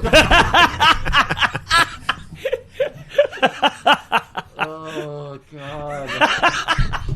We have to go watch a fucking 5-hour movie after this. I'm not ready. I'm going to fall asleep. You'll be all right. You'll be all right. I won't be. Hold my hand. Well, let's finish it. He's going for the Psycho Crush. Psycho Crusher. But he's met with a roundhouse to the face. No, it was the flash kick. It's the flash kick. I don't know this shit. I know, that's what we're leading on Joe for. You're supposed to lead on Joe for these things. So, wow. I was amazed by that. I know. That is exactly... You see, you lean on yourself for the right part there to go, wow. Because that was 8-year-old Griff. What? And does he kicks him into the wall of monitors. Yeah, right? and it all comes down. Things are exploding and shit. So fucking what? Why is electricity bothering him? He's full of He is electricity. We saw when we went through the fucking thing, his belt buckle is a little lightning bolt. Yeah. Like, it's fucking dope. But It looks good. It looks good. the ending was dopey because it Yeah. was just like, he's dead. That was it. So now guess what? We get to watch hostages escaping. Yeah, well, Balrog finds his boxing gloves. He gets like 5 seconds of doing something. Oh, God, this is so pathetic. Honda and Zangief are still fighting until they're like, and then Zangief, you can tell there's a lot of sexual tension between these two because he's like, I'd love to come and play a little more with you, but I gotta go. So they just break up. That was it. Zangief hurt. He's like, I thought we were going to be shrimp buddies. And then as he's staring off into space because he's basically retarded, DJ shows up with his little treasure chest. Yeah. And he's like, let's get the fuck out of here. What? We must fight for the Bison. And he's like, Bison is a bad guy. Yeah. You want to be on these guys' side. Yeah. What? Yeah, let's just get some money and get the fuck out of here. You got paid? It's very sad. And then he strips down to his fucking Daisy Dukes all of a sudden. He's just, Why not? We should have had him like this from the beginning. Absolutely. We needed to see all His the... trunks weren't short enough. He needs full trunks. Yeah, he does need full trunks. You know, he's wearing biker shorts. No, you got to show the full thigh. You got to show him. Don't hold me to this, guys, but the video package that we went over in the top half should be on YouTube. Should be. Yeah, so you can right. see so you the can complain. You comparison. can complain about we're not showing you the movie for free instead of what we're showing you. Fuck off, motherfuckers. Not that anybody listening right now is complaining to us on YouTube. We're talking but about those asshole foreigners that are like, "Where's the fucking free movie? Where's the free movie?" Hey, there's some Americans complaining too. I don't know. I don't know. It's just There's a lot of broken English. Broken out there. English. There is a lot We of. shouldn't broken assume. English. Yes, it's broken English that they're not. All right, so now Guile finally finds his heart. He's like, I gotta say Blanca. I was gonna kill him earlier to put him out of his misery because he looks terrible. He was like, if he looked like the Hulk, I would let him be. But he looks awful. What's with this hair? It's like Carrot Top. So things are crumbling apart. This big door is closing in on our hostages, but Zangief, he did a fucking babyface turn as well, and he picks that door up and holds it up, and all the hostages get out. And then we get a nice little gag where Cammy and Chun-Li mock each other's hair, like nice braids. This is such a 10-year-old Joe. How did you feel about this? Let's take Griff's adult out of this. I was like, girls are dumb, but whatever. Those I still loved don't them. lie. I was like, oh yeah. Okay. 10-year-old Joe was like, I don't like the girl jokes, but I like them. I like the girls. Okay. Back to the lab, scientist Dalai Lama. He's like, I will fix Blanca. You will atone for his sin. What sins is he atoning for? He's a victim. He literally here. did nothing. He's a victim. Got Blame turned the into a victim. monster. I thought he was trying to atone for his own sins. Oh yeah, you're Yeah. right. Yeah. you're right. He Come created on. this monster. And now he's bald, apparently. Yeah, he's bald. I don't get it. Guile is the only one left in the building. He escapes, or does he? Yeah, he escapes. Yeah. This is a very limp dick ending. It's just- very Like bad. we're out of time. So we're Yeah. everybody. And we're out of time on this podcast, so let's just Right. cut to the chase here. We do DJ get a gag where Zagat and Bison DJ. open the thing, and it's all Bison bucks, so they And don't get anything. They just laugh. They Yeah. don't even street fight each other over their frustration. They just laugh. We could have saw a street fight here. No, we laugh. And they all strike their winning poses. And then, all yeah, of them at the we very go, end. We go back to our heroes who finally are like, oh my god, Guile's back. Guile looks at Cammy, and he's like, not hey, enough ass. If only you had the thighs to please Oh. my eyes, I would give you quite the ride. So then he goes over to Chun-Li, and he's like, hello. No, and it's super he is. douchey. It's like, maybe I'll give you that interview. Oh yeah. Fuck you, Guile.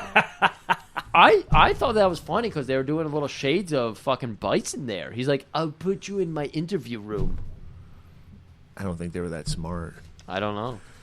Wow. Gents, it's not over because you didn't stay for the end of the credits, did you? What? No, I we didn't. Guys, No, goodness gracious. I couldn't wait to once turn that the off. credits roll, we come to the destroyed room with all the monitors down and everything else, and then all of a sudden we see a hand rise up and the Oh computer my says... God, they did "What's the Masters of the Universe end. The hand rises up and then it hits a button and it says something along the lines of, "What's next, Mr. Python?" And then he selects world domination, and then that's how it ends. That's good. Yeah. I like it even better that neither of us stayed for it because when the movie ends, we're like done. We're done. We got all the report. I want more. Yeah. And then the sequel was supposedly the anime movie, but it was nothing like the actual movie, and it was sweet. But, all right. Well, wow, it was great having you back on, Joe. Great. You know, thanks, guys. things have changed in the year you haven't been here. I don't know if you've noticed, but we added another wrestler to our roster of guests. I don't know if you ever heard of this guy. He's the former WWE Tag Team Champion, the former WWE Cruiserweight Champion, Mr. Paul London. Oh yeah, He's part of our show. oh yeah, Yeah. sweet. I want you to know, we're not replacing you. You're our heel. All right. He's our baby face. All right. And I don't want any friction between you two. All right. You guys got to There would behave. never be. There would never All be. right. Because I don't want to see that. We're trying to work some shit out. We might have our first 4-mic episode. Yeah. That would be really interesting, and I really hope that happens. But, Oh, it'll happen. yeah. But Griff, you're going to close it out. This is your job for this That's month. right. So I want to close this out. It's Street Fighter. Joe, Street Fighter 6 coming out.